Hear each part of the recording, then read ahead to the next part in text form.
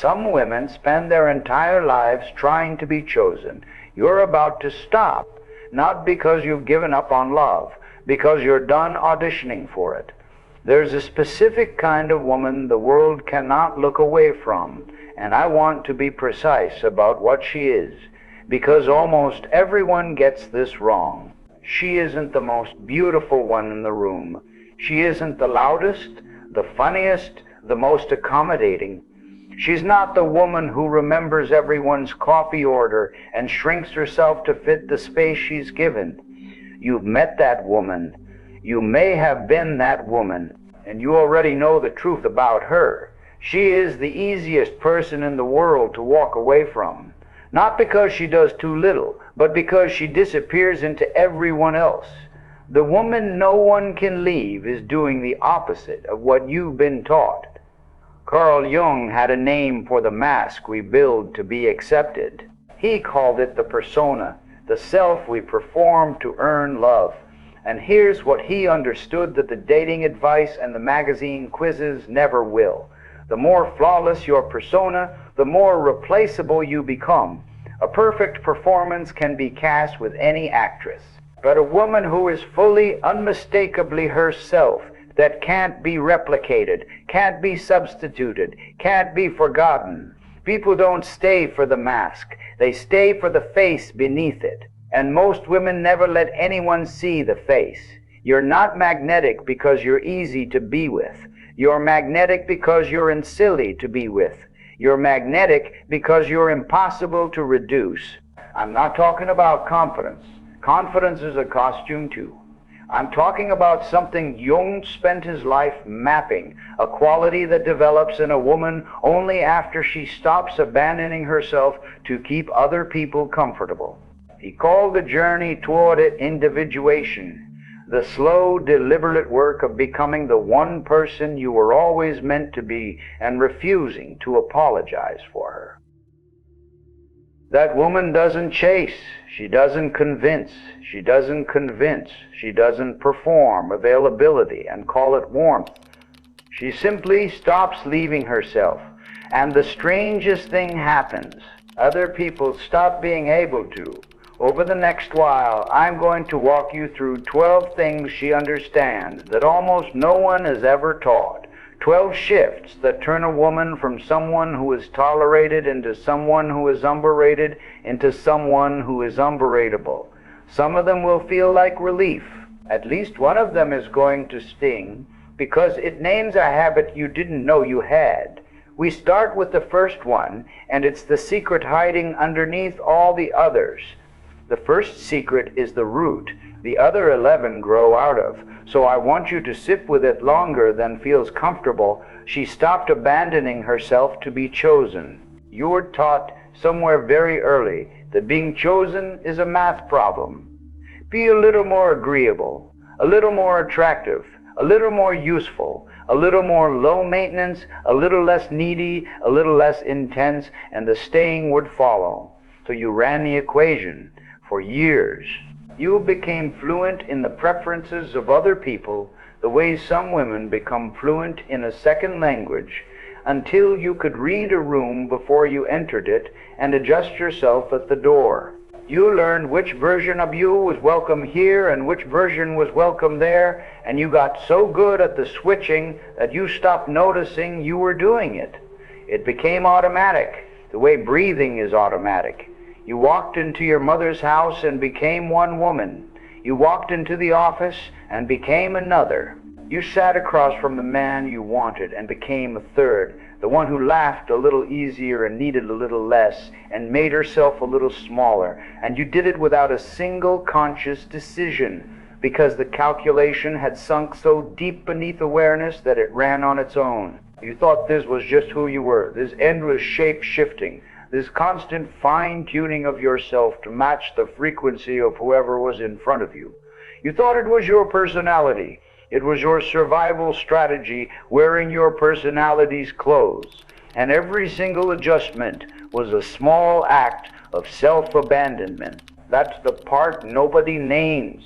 You think you're being adaptable. You think you're being kind, easy, gracious, mature, emotionally intelligent, all the words they praise women for, but watch what's actually happening underneath. Every time you laughed at the joke that wasn't funny, you left yourself a little. Every time you said the food was fine when it wasn't, you left yourself. Every time you softened an opinion so it would land easier, swallowed the correction, agreed with the plan you hated, said the thing you didn't mean because the true thing would have caused friction, made yourself smaller so someone else wouldn't feel big, you walked out of the room of your own life and left it empty. You stepped out of yourself and handed the controls to your own anxiety about being too much, and you called the handoff love. And here's the cruel arithmetic Jung understood that the dating advice will never tell you. The self you abandon doesn't disappear. It just stops being available to the people you're trying to keep. Think about what that actually means, because it's the engine of every heartbreak you've never understood. You've been trying to hold on to people by handing them a version of you that you, yourself, have already left. You offer them the persona, the polished and accommodating one, the one assembled specifically to be acceptable, the one with the edges sanded off and the inconvenient parts hidden in the back. And then you couldn't understand why they didn't hold on. You gave them everything. You were so good to them. You bent yourself into every shape they seemed to want, and still they drifted. Still they took you for granted. Still they left, and it made no sense, because by the logic you'd been taught, your self-abandonment should have earned you the very devotion it kept failing to produce. They didn't hold on because there was nothing solid to hold. You can't grip a performance. You can't build a life on a mask. The very thing you did to make yourself easier to choose is the thing that made you easier to leave, because what you were offering wasn't you. It was a costume worn by your fear, and no one has ever fallen permanently in love with a costume. They fall for the warmth of it at first, the ease of it, the way the accommodating woman makes everything frictionless. And then, slowly, they feel the absence underneath the ease. They feel that no one is actually home. And absence, no matter how pleasant its surface, is the one thing the human heart cannot bond to, because there's nothing there to bond with. A persona is replaceable by definition. That's what it's for. It's a social interface, a smooth surface designed to reduce friction, and a smooth surface is interchangeable with any other smooth surface.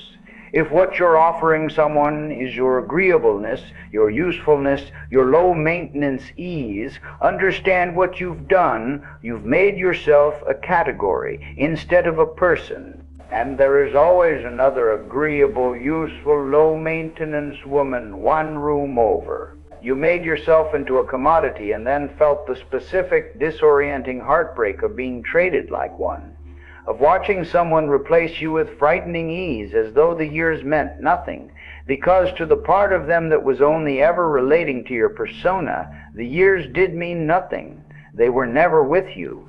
They were with the interface, and interfaces get upgraded. The woman no one can leave did the unthinkable. She stopped optimizing for acceptable and started living as actual. Let me take you into the texture of this, because it doesn't look the way you'd imagine. You picture some dramatic moment, some declaration, some scene where she stands up and announces who she is and dares the world to object. It's almost never that. The self-abandonment was made of 1,000 tiny surrenders, so the return is made of 1,000 tiny refusals, most of them so small that no one around her even registers them at first. There's no announcement, there's no manifesto, there's just a woman who, in 100 small moments a day, stops leaving. It's the night she didn't laugh at the joke. She just let it sit there in the silence. And she didn't rush to fill the silence to make him comfortable, didn't manufacture the little laugh that smooths everything over. Just let the unfunny thing be unfunny, and let the quiet be quiet. It's the dinner where she said, actually, I'd rather not, and she didn't pile 3 reasons on top of it to soften the no into an apology, didn't explain herself into the ground, didn't offer a consolation prize to make up for the disappointment of her own preference. It's the conversation where she had a thought, a real one, a sharp one, an inconvenient one, and instead of filing it down to a pleasant little nub, she just said the thing, cleanly, without the disclaimer, without the nervous laugh at the end that signals, please don't be upset with me for having an inner life, without the upward lilt that turns every statement into a question asking permission to have been spoken. Each one of those is almost nothing. And each one of those is a woman walking back into her own body and turning the lights on. You felt the cost of not doing this. You know the specific exhaustion of a day spent being the manageable version of yourself. The bone tiredness that doesn't come from work, but from performance. From running the constant background calculation of how am I landing, am I too much, am I enough? Should I dial it up? Should I dial it down? Did that come out wrong? Do they still like me? Was that okay? That fatigue is not weakness. That fatigue is not a sign that you need more rest or better self-care or another weekend away. That fatigue is the sound of a self being held underwater all day long. The muscular exhaustion of keeping your own truth submerged hour after hour so that the surface stays smooth and pleasant for everyone watching. And the woman who stops, who simply stops, who lets herself surface and breathe, discovers something she did not expect. She has energy now, enormous amounts of it, reserves she didn't know existed, because she's no longer spending the bulk of her life force on the full-time job of suppressing herself in order to be tolerable.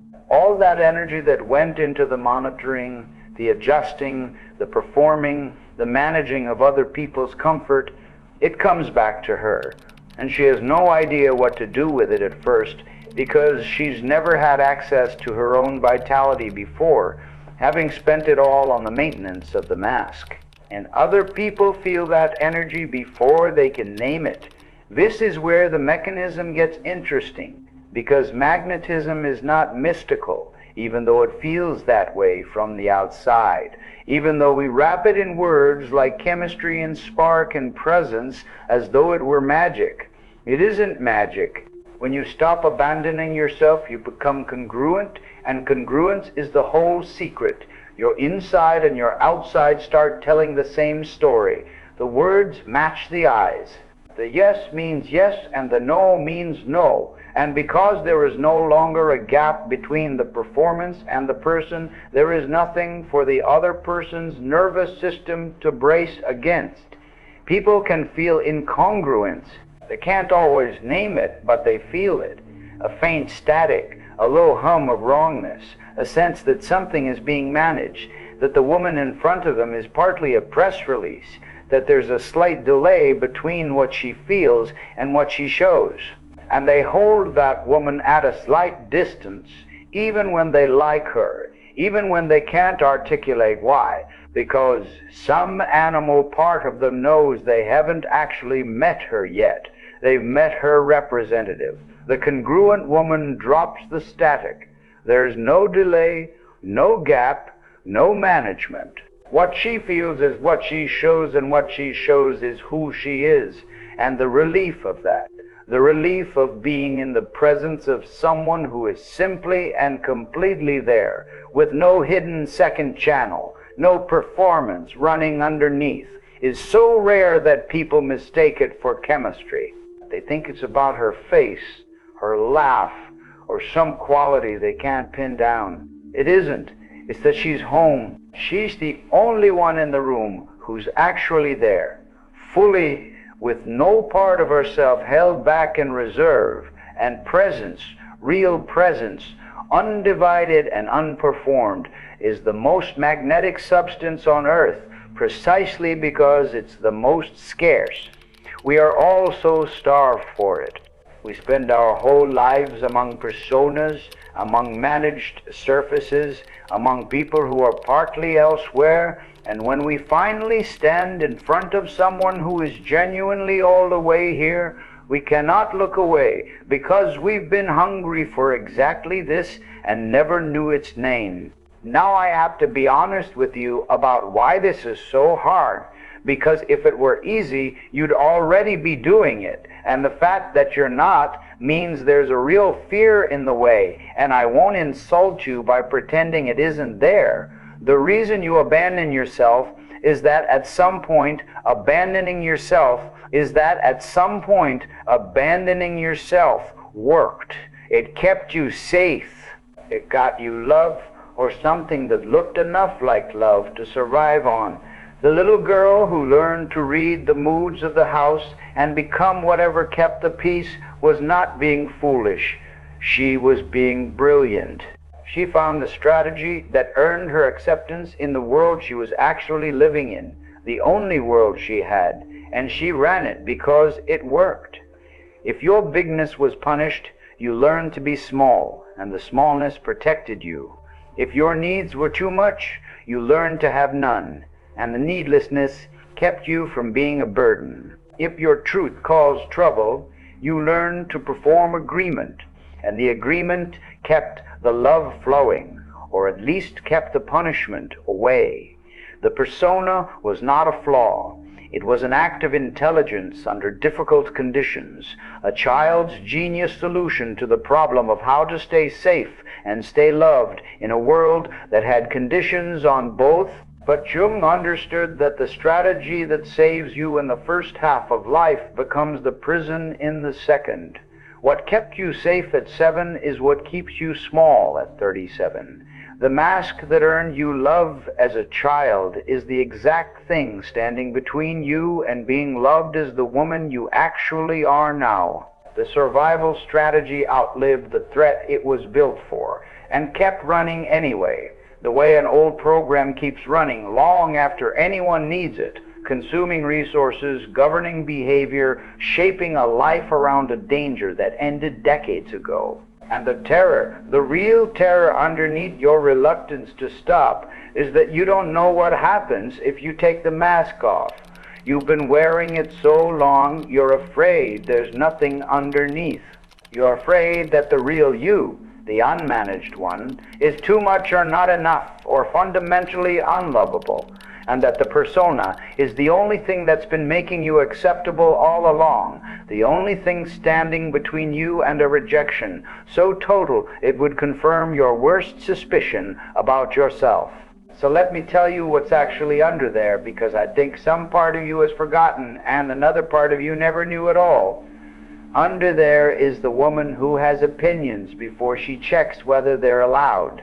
Under there is the laugh that's too loud, and the anger that's entirely reasonable, and the desire that doesn't ask permission, and the grief you are too busy being agreeable to feel. Under there is the woman with preferences she doesn't apologize for, and a no that doesn't come wrapped in 7 cushioning qualifications and a yes that means something because it isn't given automatically. Under there is everything you exiled to make yourself convenient, everything you were told was a problem, everything that ever drew a frown or a correction or a withdrawal of warmth, and so got quietly put away. And the reason it feels dangerous is that it's powerful. You didn't bury that material because it was bad. You buried it because it was big, and big was punished, and you learned sensibly to make yourself manageable. The danger you feel when you imagine taking off the mask is not the danger of exposing something shameful. It's the danger of exposing something sham. And strength in you was the thing that got you in trouble. The woman no one can walk away from is not more lovable than you. She is simply less hidden. That is the entire difference, and I need you to really take it in, because it dismantles the whole story you've been telling yourself about why she gets chosen and you get left. She is not prettier than you in some way that matters. She is not fundamentally more worthy, more special, born with something you lack. She took the risk of being actually seen. including the parts she was told to keep in the dark. And you have not, and that is the only difference between her life and yours. She discovered the thing the people pleasers never get to discover, that you cannot be truly loved while you are hiding, because the love lands on the mask and never reaches you. And so you can be surrounded by people who care about you and still be starving in plain sight, still be fundamentally alone, because the care is for a person who isn't there, a person you built and then vacated. And no amount of love for the persona, she stays hungry no matter how much she's adored, because she's adored in absentia. You were never forgettable. Sit with that. You were never the boring one, the replaceable one, the one with nothing special about her. You were just absent from your own life, and no one can hold on to someone who isn't there. The forgettableness you felt, the sense of being easy to overlook and easy to leave, was never a fact about your worth. It was a fact about your absence. You vacated yourself, and then mistook the emptiness people felt for proof that there was nothing in you worth staying for, when the truth is that you'd taken the worthwhile thing and hidden it so well that no one could find it, including, eventually, you. So, the first shift, the one underneath all the others, is brutally simple to say and a lifetime to live. Stop leaving. When the moment comes to abandon yourself in some small, acceptable way, the swallowed opinion, the fake laugh, the apology for existing, the preference filed down into agreement, the truth softened into something that won't cause trouble, just stay. Stay in your own body. Stay with your own truth. Let it cost you the approval it cost you, and trust that the approval you lose was approval of a fiction anyway, approval that was never going to feed you, and watch what fills the room when you finally stop emptying it of yourself.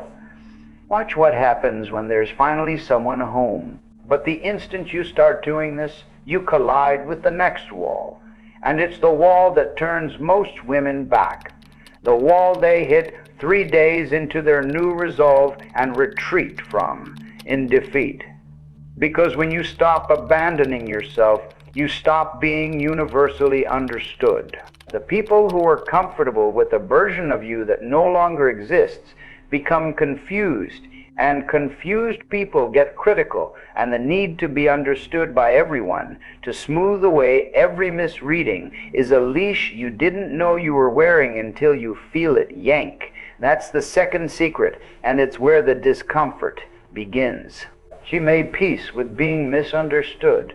Here is what happens the moment you stop performing the acceptable version of yourself, and I want you to be ready for it, because if you're not ready, it will break your resolve in a single afternoon. People get confused. The ones who are comfortable with the managed you, the agreeable you, the predictable you, the one who always softened her edges and swallowed her no and laughed on cue, suddenly find themselves dealing with a woman they don't have a file for. The woman in front of them stopped matching the version in their head, and that mismatch is disorienting, and confusion in other people almost always comes out as criticism. You changed. You different. You're not yourself lately. You've gotten cold. You've gotten difficult. You've gotten full of yourself, distant, selfish, hard to reach. What's gotten into you? Where did the old you go? I miss who you used to be. What's gotten into you is you.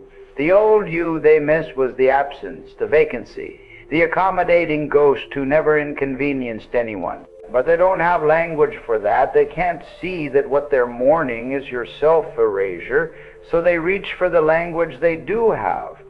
And the language they have is complaint. They experience your arrival into yourself as a loss, because what they lost was their easy access to a woman who never said no. And they name that loss with the words we use for someone who has done something wrong. You feel it as an accusation. It's really a withdrawal symptom. And this is the exact point where most women fold. because you have been trained deeply, relentlessly for your entire life to treat being misunderstood as an emergency, as a five-alarm fire that requires immediate action. Someone misreads you and your entire body lights up with the need to fix it, to explain, to clarify, to produce the evidence that you are not the cold or difficult or selfish thing they just accused you of being. You feel the misunderstanding like a splinter under the skin, an itch you cannot leave alone, and you go to work immediately, over-explaining, apologizing for things that aren't wrong, contorting yourself back into a shape they can recognize, doing whatever it takes to dissolve their wrong idea of you and restore the comfortable old understanding, even though the comfortable old you would rather be understood and erased than seen and misread, because the misreading feels like such an emergency that you'll abandon yourself all over again just to make it stop. The need to be understood by everyone is the leash, and as long as anyone can yank it, you are not free, and you are not magnetic, because a woman who can be pulled back into shape by one disappointed phase is a woman whose center is located outside of herself in the minds of other people, where she has to constantly run around tending the version of her that lives in each of their heads. That's not a center. That's a scattered, frantic project of impression management, and it's exhausting, and it's the opposite of the still gravity that makes a woman impossible to leave. Jung had a phrase for the work this requires. He spoke about the necessary separation from the collective, the point in the journey of becoming yourself where you have to stop deriving your sense of reality from the crowd's agreement and start deriving it from your own knowing. This is not arrogance. It's not deciding you're always right, not contempt for other people's views, not the adolescent posture of caring about nothing. It's something subtler and far more powerful. It's the moment you accept that your existence does not require ratification, that you can be fully real while being completely misread, that someone can have an entirely wrong idea about you in their head, and you can simply, calmly, let them without your sense of yourself wobbling at all. It's the moment your reality stops being a democracy in which everyone gets a vote on who you are. Let me show you how strange the alternative is, because we don't notice how strange it is, having lived inside it our whole lives. Most people walk around carrying a frantic, full-time, entirely invisible project of identity management. They are constantly monitoring the version of themselves that lives in other people's minds, dozens of versions, one for every person they know, and the second any of those versions goes wrong, the second someone thinks something inaccurate or unflattering, an alarm goes off and they spring into action to correct the record. They will spend an astonishing amount of life energy making sure that a person they barely like, a co-worker they'll forget in a year, a stranger at a party, has an accurate and favorable impression of them. They are governed every waking hour by the imagined contents of other people's minds, rearranging themselves endlessly to keep all those imagined impressions in good order. The woman no one can walk away from, set that project down, all of it. And the relief of setting it down is so enormous that it changes the way she physically occupies space. She figured out something that sounds simple and changes everything. She is not responsible for the version of her that lives in your head. That version is yours. You built it. You maintain it. You can revise it or not as you choose, and it is fundamentally your business, not hers. She knows who she is. She knows her own intentions, her own heart, her own reasons, with a clarity that doesn't depend on whether you share it. And if you've decided she's cold because she didn't perform warmth on command, or selfish because she had a boundary, or arrogant because she stopped apologizing for taking up space, or difficult because she stopped being endlessly easy, she does not experience that as a problem she has to solve. She experiences it as information about you, about what you expected, about what you're comfortable with, about what your discomfort with her reveals about you. Your misunderstanding is yours. She'll set it down gently on your side of the table and leave it there. And she will not pick it up and carry it for you, because it was never hers to carry. You feel the gravity of this in a person immediately, even across a room, even in a stranger. There is a particular stillness in a woman who has stopped needing you to understand her. She listens to your wrong idea about her, and she doesn't flinch, doesn't scramble, doesn't rush to defend, doesn't get that slightly panicked brightness in her eyes that says, please let me explain. Please don't think that of me. She might be curious about it. She might ask you a question about why you see it that way, not to defend herself, but out of genuine interest. She might even be quietly amused. But she is not threatened, not destabilized, not knocked off her center, because your opinion of her, however wrong, is simply not load-bearing in the structure of herself. The structure stands on its own, and that stillness, that complete absence of the frantic need to correct you, is unbearably attractive, because it's so rare, and because the nervous system reads it instantly and reads it as enormous strength. This woman has a center. This woman cannot be moved by my approval or my disapproval.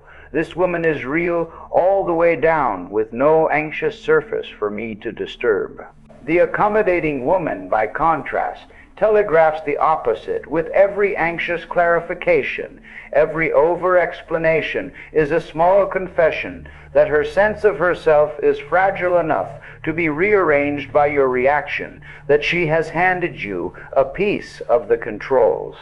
Every rush to defend announces that the accusation landed somewhere soft and undefended, that there's no solid floor under her identity, just a surface that ripples whenever you throw a stone, and people do not hold on tightly to what they can so easily disturb. We don't treasure what we can dent with a word.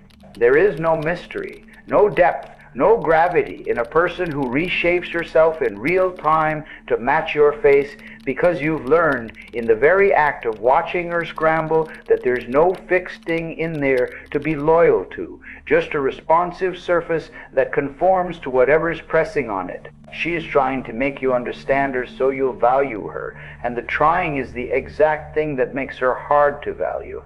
I want to be careful here, because this is easy to misunderstand, which is fitting for the topic. Making peace with being misunderstood is not the same as not caring about anyone.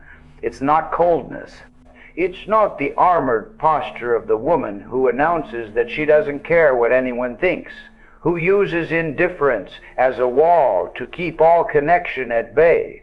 The women who turn this into armor, who weaponize "I don't care what anyone thinks" into a fortress, have missed it completely. They've just built a more sophisticated hiding place, traded the people-pleaser's mask for the cynic's mask, and they're every bit as defended, every bit as unreachable, every bit as alone.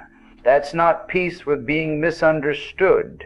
That's a preemptive strike against ever being understood at all. The real version is warmer and far more secure than the wall, and the difference between them is everything. It goes like this. I would love for you to understand me. Your understanding would be a genuine gift, and I'd be glad to receive it, and I'll stay open to you offering it. But I do not require it in order to remain myself. I can stay warm to you, stay kind to you, stay genuinely interested in being seen by you, stay reachable, while also being completely fine if you get me wrong. My openness to you is real, and my stability does not depend on the outcome. You can reach me. You just can't move me. You crest can't move me. Do you feel the difference between that and the wall? The wall says you can't reach me, stay back, I've sealed myself off. This says you can absolutely reach me. I'm right here, open and warm and available to be known. But you cannot move me, cannot destabilize me, cannot rearrange who I am by approving or disapproving. One is defense, the other is depth. One keeps everyone at a fixed distance. The other lets everyone all the way in while remaining completely unmoved at the core. And the second one is the magnetic one, because it offers the rarest combination there is: total openness and total stability at the same time. A woman you can come all the way close to, who will not lose herself in the closeness. And depth is the thing, the real prize here, because the cost of needing universal understanding is the surrender of your own depth. The woman who needs to be understood by everyone has to keep herself simple enough to be quickly grasped by anyone. She has to round herself off, flatten her edges, resolve her contradictions, make herself legible at a glance, because complexity gets misread, and misreading is unbearable to her. So she becomes shallow on purpose, a person you can take in fully on the first meeting, with nothing left to discover, no hidden rooms, no surprising depths, because every hidden room is a risk of being misunderstood, and she cannot afford the risk. Whereas the woman who has made peace with being misunderstood gets to keep all of her contradictions, every one of them. She can be soft and unyielding, generous and unavailable, warm and completely impossible to manipulate, tender in one breath and immovable in the next. She doesn't have to resolve herself into something simple and graspable, because she's no longer managing your ability to file her neatly away in a single drawer. And a person who cannot be filed neatly away is a person you cannot finish. This is the deep mechanism, the reason her peace with being misunderstood makes her unleavable. There's always another room in her. You never get to the bottom, never reach the point where you've seen all of it and understood all of it and can move on, satisfied and slightly bored, because she stopped flattening herself into something fully knowable for your convenience. She keeps her mystery, not as a trick, not as manufactured aloofness, but as the natural consequence of being a genuinely complex person who isn't editing herself down to be easily understood. That bottomlessness is an enormous part of why no one can leave. You don't walk away from a book you haven't finished. You don't abandon a person you're still discovering. And you can never finish her, because she never simplified herself enough to be finished. Here's the part that stings, the one I promised would come somewhere in this. Some of the relationships you are working hardest to preserve are relationships that depend entirely on your willingness to be misunderstood and stay quiet about it. There are people in your life who need you to accept their wrong idea of you, who require your misreading because their wrong idea is convenient for them. The version of you that lives in their head, the endlessly accommodating one, the one who doesn't have inconvenient needs or uncomfortable boundaries or a will of her own, serves them. It's useful to them. And the day you stop confirming that version, the day you let yourself be misread, rather than abandoning yourself yet again to correct it, you'll discover which relationships were built on the real you and which were built on the mask, which were relationships and which were arrangements that depended on your disappearance. That's going to cost you some people. I'm not going to soften it, because softening it would be its own kind of lie. Some people will not survive your refusal to be misunderstood on their terms, but understand what's actually leaving when they leave. Every one of those people was already gone in the only sense that matters. They were attached to a performance, loyal to a fiction, in relationship with a woman who didn't exist. The performance was costing you your life, leaving you exhausted and unseen and starving in plain sight, and you cannot become the woman no one can walk away from while you're still rearranging yourself in real time so that the wrong people will stay attached to a version of you that was never real. So let them misunderstand you. Let them be confused. Let them have whatever idea of you they need to have, and keep your center exactly where it belongs, inside you, unmoved. Resist the splinter itch of the misreading. Resist the emergency alarm that says you must explain, must correct, must restore their comfortable wrong picture. That the wrong picture, the right ones, the ones actually worth being held by, will be drawn toward the very thing the others flinch from. A woman who is finally, unmistakably, immovably herself, who can be reached but not moved, known but not finished, loved but never managed. But staying immovable while people misread you means you have to be solid enough at the core to withstand it. And you cannot be solid while half of yourself is still locked in the dark, exiled, disowned, signaling to be let out. There's a difference between the self you abandoned to please others and the self you abandoned because it frightened you. And the woman no one can walk away from went looking for the second kind. She went down into the basement of herself and reclaimed everything she'd been taught to call too much. That's the third secret, and it's the one that gives you your power back. She reclaimed her shadow, including everything she was told to dim. Every woman hearing this was edited. Early, thoroughly, and by people who mostly meant well, which is what makes it so hard to be angry about and so hard to undo.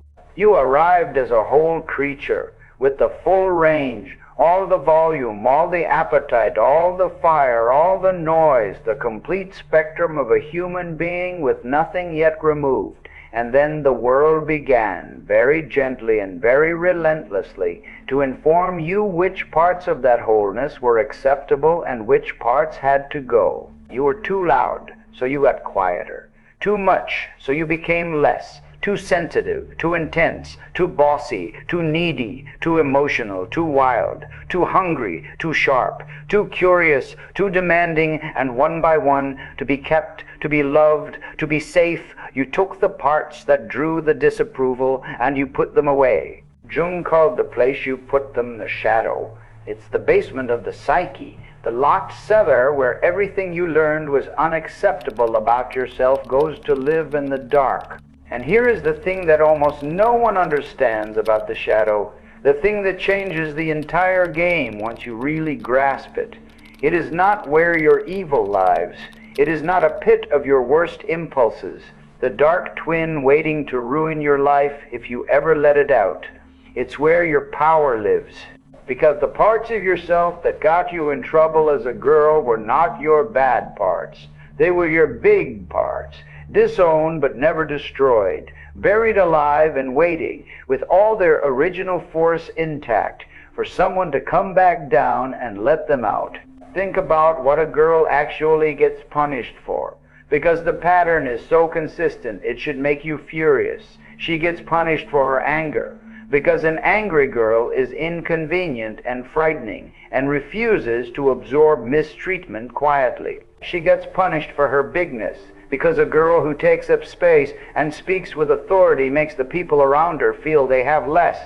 She gets punished for her desire, because a girl who wants things openly, who reaches for what she wants without shame, is harder to control than a girl who's been taught her wanting is greedy. She gets punished for her certainty, her loudness, her refusal, her intensity, her depth of feeling, her unwillingness to make herself small. And every single one of those punished qualities is a form of power. Anger is the power to defend a boundary. Bigness is the power to take up the space you're entitled to. Desire is the power to know what you want and pursue it. Certainty is the power to trust your own knowing. So the well-behaved woman, the good girl grown up, is very often a woman who has systematically exiled her own strength in exchange for approval, and then been praised for the exile, told that her self-amputation was maturity, her smallness was grace, her silence was kindness. The woman no one can walk away from went back down into that basement and brought her power home. This is the part that gentle, soothing, lavender-scented spiritual content will never tell you, because it isn't gentle and it doesn't soothe. Reclaiming your shadow does not mean having a tender little chat with your inner child and then going back to being nice. It does not mean acknowledging a small dark feeling, giving it a hug, and returning unchanged to your accommodating life. It means looking directly at the anger you were never allowed to have and recognizing it, finally, as a clean and intelligent signal that something is wrong rather than a defect you have to apologize for the instant it appears. It means meeting the desire you were taught to be ashamed of and letting it have an actual vote in how you live, letting it tell you what you want, and taking that seriously. It means finding the part of you that is genuinely formidable, the part that can say no and mean it and not take it back, the part that doesn't need to be liked, the part with appetite and edge and force and a low tolerance for nonsense. And instead of recoiling from her in fear, instead of slamming the lid the way you slammed it 10,000 times, finally letting her come up the stairs and sit at the head of the table. You felt her, by the way. You felt her press against the inside of the mask more times than you've let yourself remember. There are moments, you know exactly the ones, where something rose in you that was bigger than the acceptable version could contain. A flash of anger so clean and certain that for a half second you knew exactly where you stood before you panicked and apologized for it and drowned it in guilt. A want so strong it scared you, a hunger for something you immediately told yourself you couldn't have or shouldn't want. A no that came up from somewhere deep, fully formed, before your conscious mind could file it down into a maybe or an of course or an I'll see what I can do. A sharpness, a knowing, a flash of your own undeniable power that you slammed the lid on so fast and so hard that you almost convinced yourself it had never happened at all. That's her. That's the exiled self, signaling from the basement, reminding you she's still down there, still intact, still waiting. And every single time you slam the lid, you repeat to yourself the lie they first told you. That part of me is too much. That part of me is dangerous. That part of me has to stay down here in the dark where it can't cause any trouble. But watch what the lid actually costs you, because the cost is enormous and almost entirely hidden, charged to you in installments you never connect to their source. First, it costs you the sheer energy of suppression. Holding a powerful part of yourself underwater is not free, and it's not a one-time act. It's a continuous expenditure, a force you have to apply every minute of every day, because what you've buried is alive and keeps trying to surface, and keeping it down requires constant downward pressure. That force is being subtracted every hour from the energy you could be living on, loving on, creating with. The woman who has reclaimed her shadow is luminous in part simply because she has stopped spending half of her life force on the exhausting full-time labor of holding herself down. She got all that energy back. It's the same energy the self-abandoner gets back when she stops performing, multiplied, because the shadow is the heaviest thing she was holding under. Second, and this is the one that quietly destroys relationships, the disowned material does not stay disowned. It does not stay in the basement just because you lock the door. It leaks. It seeps out sideways, through the cracks, in forms you don't recognize as itself. The anger you won't admit to and won't express directly comes out as resentment, as a slow, cold accumulation of grievances you never voiced, because voicing them wasn't allowed, as passive withdrawal, as the sigh, as the score you're secretly keeping. The desire you won't own turns into a vague, gnawing, unlockable dissatisfaction, a sense that something is missing that you can never quite name because you've forbidden yourself from naming what you actually want. The power you refuse to wield in the open turns into manipulation, into getting your way through indirection and guilt and strategic helplessness, because power that isn't allowed to move directly will always find a crooked way through, since it has to go somewhere. Jung was blunt about this, and his bluntness is a gift. What you do not make conscious will run your life from the dark, and you will experience it as fate. The shadow you refuse to face does not disappear. It just takes the wheel while the lights are off and steers your life into the same walls again and again, and you call the crashes bad luck. And third, the deepest cost of all, the one that goes straight to the heart of why this makes you forgettable. A woman who has exiled her own power has nothing to bring to a relationship but her compliance. She can offer agreement, accommodation, service, niceness, endless pleasant availability. What she cannot offer is the electric, unmistakable presence of a whole human being who contains the full range, who could leave and chooses to stay, who could say no and is choosing yes, whose warmth means something precisely because it is a choice made by someone with the genuine power to withhold it. The kindness of a woman who has no access to her own age is not really kindness at all. It's just the absence of any other option. She isn't choosing to be gentle from a position of strength. She's being gentle because gentleness is the only move she has left after exiling everything else, and everyone can feel the difference, even if they can't name it. The gentleness of the powerless reads as weakness. The gentleness of the powerless reads as a gift. Same gentleness of the powerful reads as a gift. Same gentleness. Completely different meaning depending entirely on whether there's any steel behind it. This is the secret inside the secret, the thing that makes the whole reclamation worth its terror. The reason the shadow makes you magnetic is that integrated power is the single most attractive quality a human being can carry. And you can only have integrated power if you've gone down and gotten it. The woman who has reclaimed her anger is not an angry woman, walking around hostile and explosive. She is a woman whose softness is trustworthy, because you know it isn't fear in disguise, isn't appeasement, isn't the frozen smile of someone who doesn't dare be anything else. The woman who has reclaimed her desire is not a greedy or grasping woman. She's a woman whose generosity is real, because she's giving from genuine fullness and free choice, rather than currying favor or buying safety. The woman who has reclaimed her no is the only woman whose yes is worth anything at all, because a yes that was never free to be a no is not a yes, it's a reflex, and everyone knows it. Her gentleness has steel underneath it, and you can feel the steel even when she's being soft, and the steel is the entire reason the softness means something. Tenderness backed by power is the most magnetic thing in the world. Tenderness backed by nothing is just the shape a frightened woman makes. This is what Jung meant when he wrote that one does not become enlightened by imagining figures of light, but by making the darkness conscious.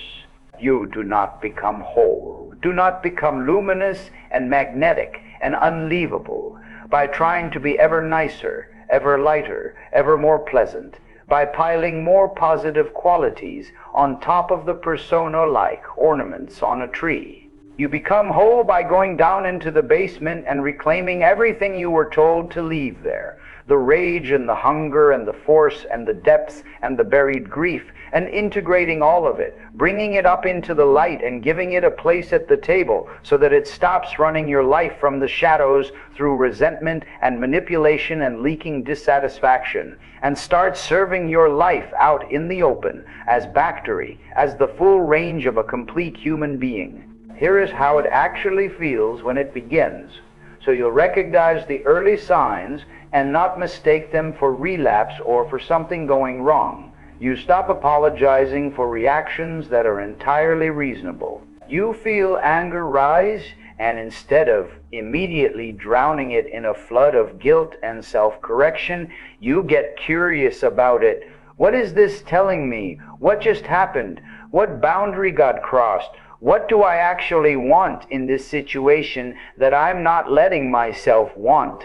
You catch yourself in the half second before you shrink, the familiar reflexive contraction into smallness, and you simply don't do it. You stay your full size. You let yourself be a little too much for the people who are only ever comfortable with you being not quite enough, and you watch who flinches and who leans in. And there is grief in this, real and unexpected grief, because as you reclaim each exiled part, you start to see clearly how many years you spent being a fraction of yourself, how much of your one and only life you handed over to being manageable, how long you starved a self that was strong and alive the whole time. Let that grief come too. Don't rush past it. It's part of the reclaiming, not a detour from it. The shadow holds your buried sorrow right alongside your buried fire. The same basement, the same lock, and both of them are coming home together now. And as you integrate, the woman who emerges is not simply a harder, colder version of the people-pleaser you were. She's a fundamentally different creature, different in kind and not just degree. She's whole. She has access to the full range, all of it. The softness and the force, the warmth and the edge, the yielding and the immovable, the tender and the fierce. And because she has access to all of it, she can never again be controlled by the threat of losing approval, because she's no longer trading pieces of herself to secure it. You cannot manage her by withholding your good opinion, the way you could manage the people-pleaser by going slightly cold and watching her scramble, because her power does not come from your good opinion. It comes from the basement. It comes from the parts of herself she went down and reclaimed, when every voice she'd ever internalized told her to leave them in the dark. Her stability is sourced from the very material everyone told her to bury, which means it's the one thing no one can take from her, because no one can rebury what she's already brought into the light. You are not too much. I need this to land in you and stay. You were not too much. You were poorly received by people who couldn't hold what you were bringing, and you mistook their inability for your excess. There's a difference, an enormous one, and the woman no one can walk away from is the woman who finally learned to tell them apart. The problem was never that you contained too much fire. The problem was that you kept handing the matches to people who were afraid of the light, and then concluding from their fear that there was something wrong with your flame. There was never anything wrong with your flame. There was never anything wrong with your praying to burn. So go back down and get her, the one they made you bury, the one who's been signaling from the basement for years. Bring up the anger and the appetite and the edge and the depth and the buried grief, not to wield them as weapons against the world, not to become hard and cruel, but to finally be whole, because wholeness is the foundation that everything else in this is built on, and you cannot become unforgettable while half of you is still locked in the dark, pressing on the lid, waiting to be let out. The magnetic woman is not the woman with the most polished surface. She's the woman with the fewest exiles, the one who brought all of herself home. But the moment you reclaim your full power, you face a problem you've never had to solve before, because a woman with all her power back has to decide who gets access to it, and how much, and on what terms. The endlessly available woman never had to make this decision, having nothing to protect, but the whole woman does. And the way she handles access, the way she stops pouring herself out to everyone who simply asks, is the difference between warmth and self-erasure, and almost no one alive can tell those two apart. She stopped performing availability and called it what it actually is, a boundary. You've been sold a lie so thoroughly, so early, and by so many well-meaning voices that you mistake it for a virtue, that you wear it like a badge. The lie is that being good means being available, that a good woman answers the text quickly, says yes to the favor, makes room in the calendar, picks up the phone, shows up when called, and is, above everything else, easy to reach, easy to get, easy to have. You learn that your availability was the proof of your love, the very measure of it, that the woman who was always there was the woman who cared most, and that to make someone wait, to be hard to schedule, to not drop everything the instant you were summoned, was a kind of cruelty, a coldness, a withholding, a failure of the warmth that was supposed to define you. So, you made yourself endlessly available. You answered immediately, every time. You rearranged your life around other people's requests. You said yes before you'd even checked whether you wanted to, because the yes was automatic. The yes was who you were. And you watched it produce again and again the exact opposite of what you were promised it would produce. Because here is what actually happens to the endlessly available woman, and I suspect you've lived every word of it, even if you've never had it named. She gets taken for granted, not because the people around her are villains, not because they're ungrateful monsters who don't appreciate her, but because the human nervous system is built at the deepest level to stop noticing whatever is always there. This is not cruelty, it's biology. Constant, unchanging, reliable presence fades into the background of perception, the way the feeling of your own clothes fades, the way the hum of the refrigerator disappears until the moment it stops. Constant availability does not register as love. It registers as furniture. It becomes the unremarked upon backdrop of someone's life, the thing they stopped seeing precisely, because it never changes, never withdraws, never makes itself scarce enough to be noticed again. You don't feel grateful for the air until the moment you can't breathe, and you do not treasure the woman who is always instantly, unconditionally there, because her there-ness has dissolved into the wallpaper of your existence. She made herself a utility, and utilities are only ever noticed when they fail. The woman no one can walk away from understood something. The endlessly available woman never will. Something that sounds harsh until you sit with it and realize it's just true.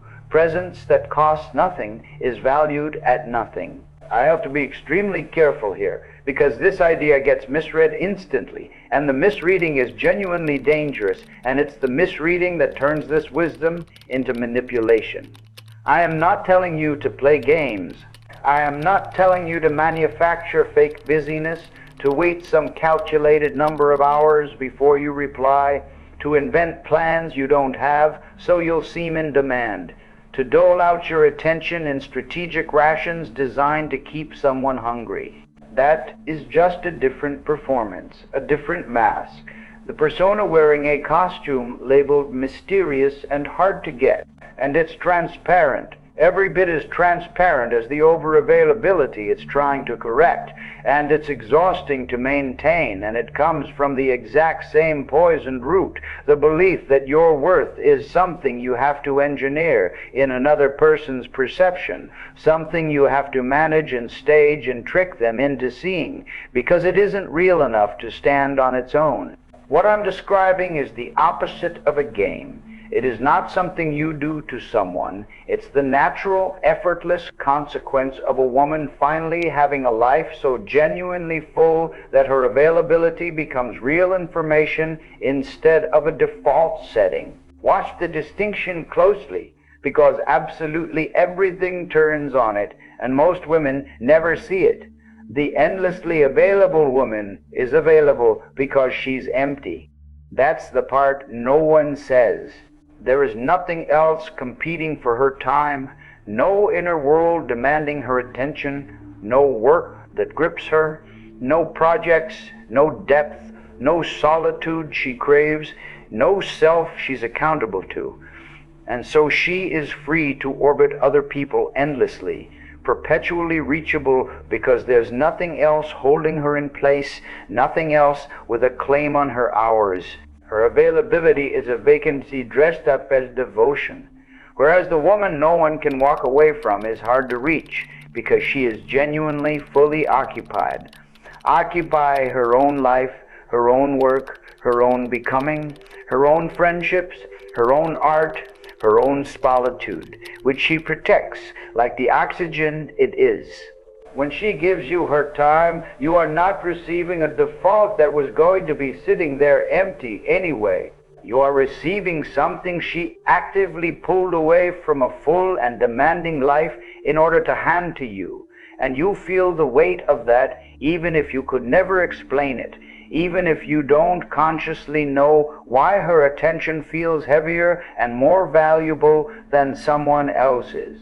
This is the boundary that almost no one can distinguish from coldness, and learning to tell them apart will transform your entire relational life, because right now you've probably been avoiding boundaries your whole life out of a terror that they're the same thing as cruelty.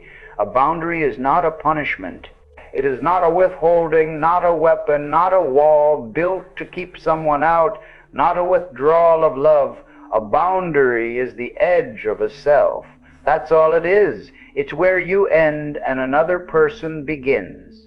And only a woman who has a self has any edges at all.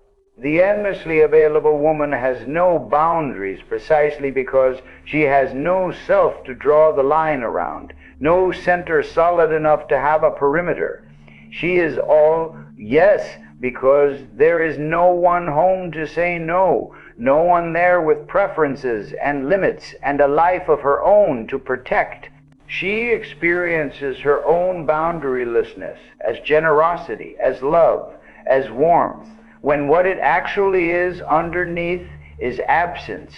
There's no edge because there's no entity. Whereas the woman who has done the first three things, who stopped abandoning herself and made peace with being misunderstood and reclaimed her exiled power, now has a self solid enough that it naturally has edges. And those edges are not rejections of you. They are the proof that there is something real and bounded and distinct there for you to be in relationship with at all. The boundary is not the absence of intimacy. The boundary is the precondition for it. Jung understood that you cannot actually relate to a person who has no boundaries, because there's no real person there to relate to, just a reactive surface that conforms to whatever's in front of it. Relationship requires two centers, two wills, two separate and distinct beings who choose across the space between them to come together. The endlessly available woman has erased the space. She's collapsed herself so completely into the other person's needs, dissolved herself so thoroughly into their preferences and their schedule and their desires that there's no distance left between them, no gap, no separateness.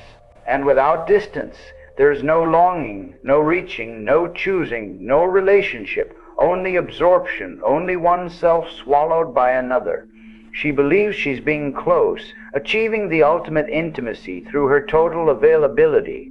She has actually disappeared. There's no one left for the other person to long for, because she's already entirely there, already fully merged, already gone as a separate being.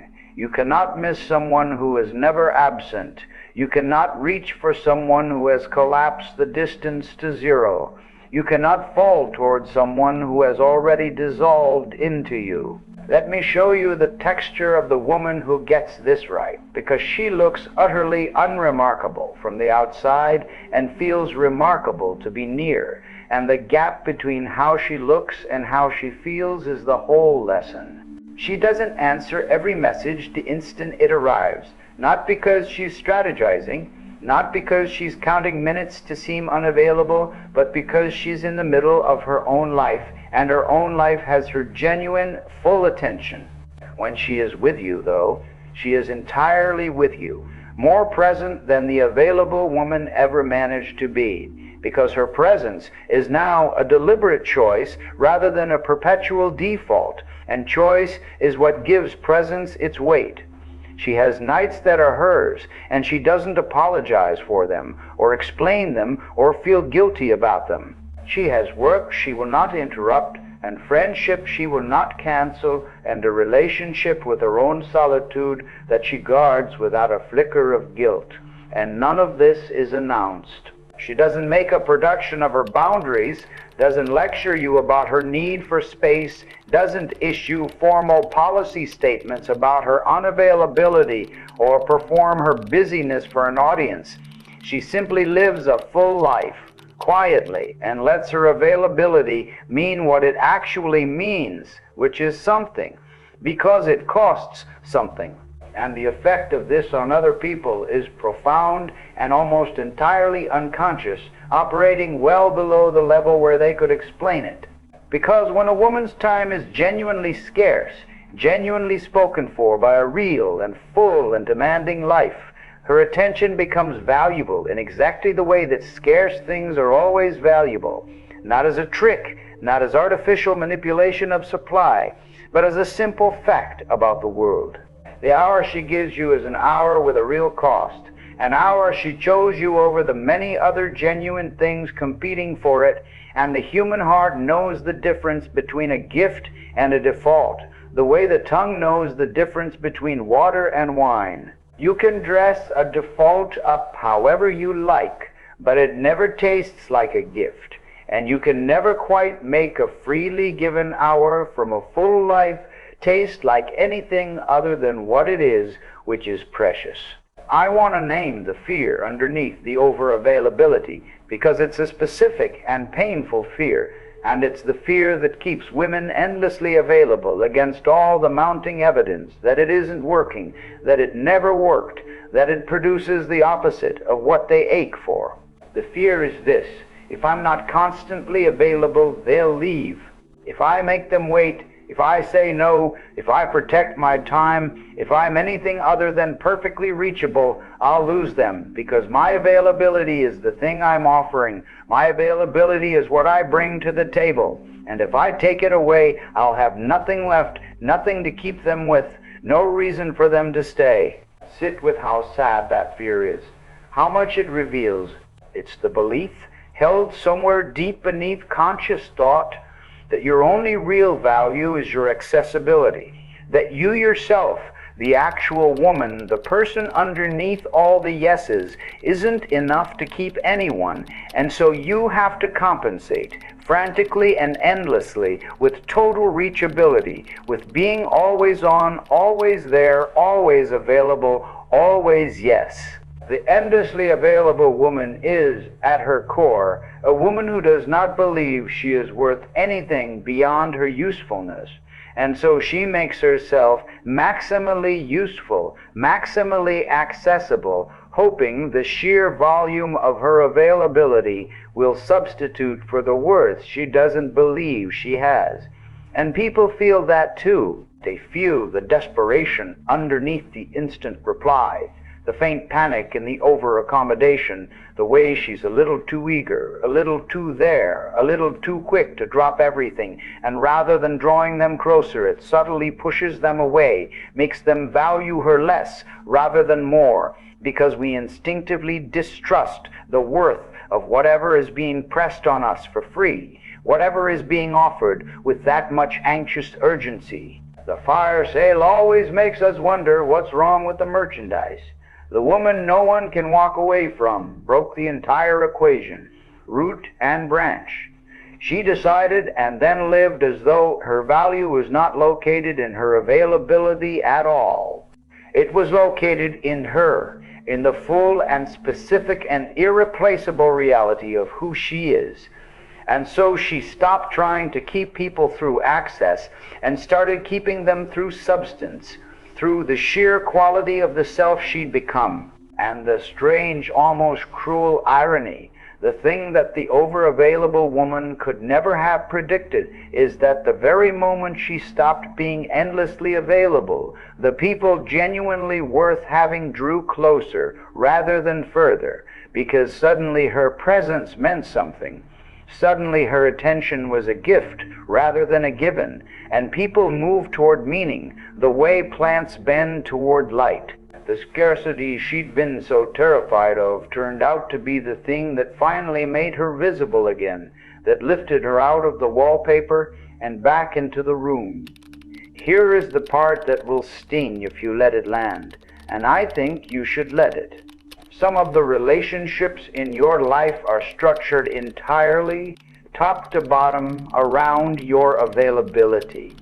There are people who love the version of you that always answers, always says yes, always shows up, always makes room, always rearranges herself to fit, and who will experience the very first boundary you ever set as a genuine betrayal. How could you? You've changed. You used to always be there for me, and now you're different. Now you're selfish. Now you've put yourself first for once, and it feels to them like an attack. And you will be powerfully tempted to read their disappointment as proof that you did something wrong, that the boundary was unkind, that the old, endlessly available you was the good and loving you, and this new one with edges and limits is the cold one, the bad one, the one who needs to go back to being nice. It isn't. Their disappointment is the sound of a free resource discovering that it has a price. That is the entire content of their distress. You weren't being kind before in the way you believed you were. You were being consumed, and you called the consumption love because it was the only kind of love you'd ever learned how to get, the only role in which you'd ever felt valued. The relationships that genuinely cannot survive your first boundary were never actually relationships. They were arrangements, extracted ones, and you were the one paying for them, and the bill was your entire self. So stop performing availability, not by playing hard to get, which is just the same insecurity wearing a trench coat, but by getting a life so genuinely, richly full that your availability becomes honest, becomes real information rather than a desperate default. Protect your solitude fiercely. Guard your work. Keep your friendships and your projects and your own inner world so alive and demanding that you are never just sitting there empty, waiting to be summoned. And when you do give someone your time, let it be a real gift, pulled deliberately from a full life, costing you something, meaning something. The woman whose presence is everywhere, constant and free, is valued precisely nowhere. The woman whose presence is given deliberately, selectively, from a full and self-possessed life, is the woman no one can quite afford to lose. But protecting your fullness, guarding your own life, raises a far deeper question, perhaps the deepest one in this entire journey, because a woman with a genuinely full life eventually has to confront where that fullness actually comes from. As long as you are waiting to be filled by someone else, you remain a seeker, and seekers can always be left, because the thing they're seeking can always be withheld by the one who holds it. The woman no one can walk away from made an entirely different move, the move that flips the whole dynamic of a life. She stopped seeking the source.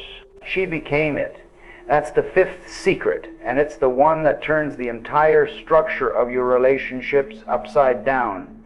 She became the source instead of the seeker. There is a posture that almost every woman is taught to live inside from her earliest years, taught so early and so completely that she never once recognizes it as a posture, never sees it as one option among others, but simply experiences it as the texture of being alive. It's the posture of the seeker, the one who is forever looking for something she believes is located outside of herself and held in the keeping of someone else, looking for love, looking for validation, looking for a sense of being enough, of being okay, of mattering, looking for someone, somewhere, to finally see her clearly and choose her decisively and confirm once and for all that she has worth. The seeker organizes her entire life, consciously and unconsciously, around this search. Every relationship becomes, underneath whatever else it is, an audition for the role of the one who will at last provide the missing thing. And she doesn't know she's doing it, can't see it, because the search feels like simply how life is, simply what it means to want connection, simply what longing for love feels like from the inside. But the seeker has a fatal flaw built into her very structure, a flaw that no amount of effort or worthiness can overcome from within the seeking posture. And it is this: whatever you are seeking from someone else can always be withheld by them. The moment your sense of being enough comes to live in another person's hands, that person holds a power over you that they never asked for, and frankly cannot help but feel, a power that distorts everything between you. You have made them the source of your okayness, and now they hold the supply, and you orbit them the way a starving person orbits the one with the food, with a hunger you can't hide and can't fully control. And it does not matter how you dress it up, how casual you try to appear, how much you school your face into nonchalance. The neediness leaks through everything you do. It's in the slightly too attentive way you watch their face for signs of approval, scanning for the smallest flicker of disappointment. It's in the way a single cool text can hollow out your entire day, can send you spiraling because the supply felt threatened. It's in the way you can feel yourself adjusting, performing, working for the validation, contorting to keep the supply flowing, because the source is in their hands, and you are the one who desperately needs what only they can give. The seeking is visible in 1,000 small tells, and all of them read correctly as need. The woman no one can walk away from stopped seeking, and she did it not by suppressing her longing, not by pretending she needed nothing, but by becoming herself the very thing she used to go looking for in everyone else. This is the deepest single move in the entire sequence, the one all the others are quietly serving, so let me be exact about what it actually means, because it flattens easily into a slogan, and the slogan is useless. It does not mean she stopped wanting connection. It does not mean she became an island, sealed and self-sufficient, needing no one and letting no one in. That's the wall again, the cynic's fortress, the fancier hiding place, and it's just as lonely and just as defended as the seeking it replaced. What it means is something far more alive than that. It means she stopped requiring other people to be the source of her sense of worth, her sense of enoughness, her sense of being fundamentally okay in the world. She began to generate those things internally from her own center for herself. She became for herself the thing she used to go begging others to provide. The longing for connection remained, fully, warmly. What left was the desperation underneath it, because the desperation was never really about connection. It was about the supply. Jung mapped this exact transformation as the shift from the ego to the self, from the frantic, anxious little manager who is always trying to secure approval and safety from the outside world to the deep-grounded center of the psyche that is whole on its own and does not depend on the world's moment-to-moment verdict. The seeker is run by the ego, by the frightened child inside who needs urgently and constantly to be told she's okay, who cannot rest until the reassurance arrives, and then cannot rest again the moment it fades. The source is anchored in the self, in a center of gravity located inside her own being, a center that holds steady whether or not the approval comes. And the difference in how these two women move through the world, occupy a room, sit across a table from someone, is so total, so immediately perceptible, that people register it within seconds of meeting either one, long before a single meaningful word is exchanged. Here is the part that flips everything, the mechanism I most need you to understand, because it explains the whole magnetic mystery. When you are seeking validation from someone, you are, in the actual energy of the interaction, asking them for something. You are extending an invisible cup and hoping, needing them to fill it. And people feel the cup. They feel it even when nothing is said, even when you've hidden it as well as you think you can, because the human nervous system is exquisitely tuned to detect when something is being asked of it.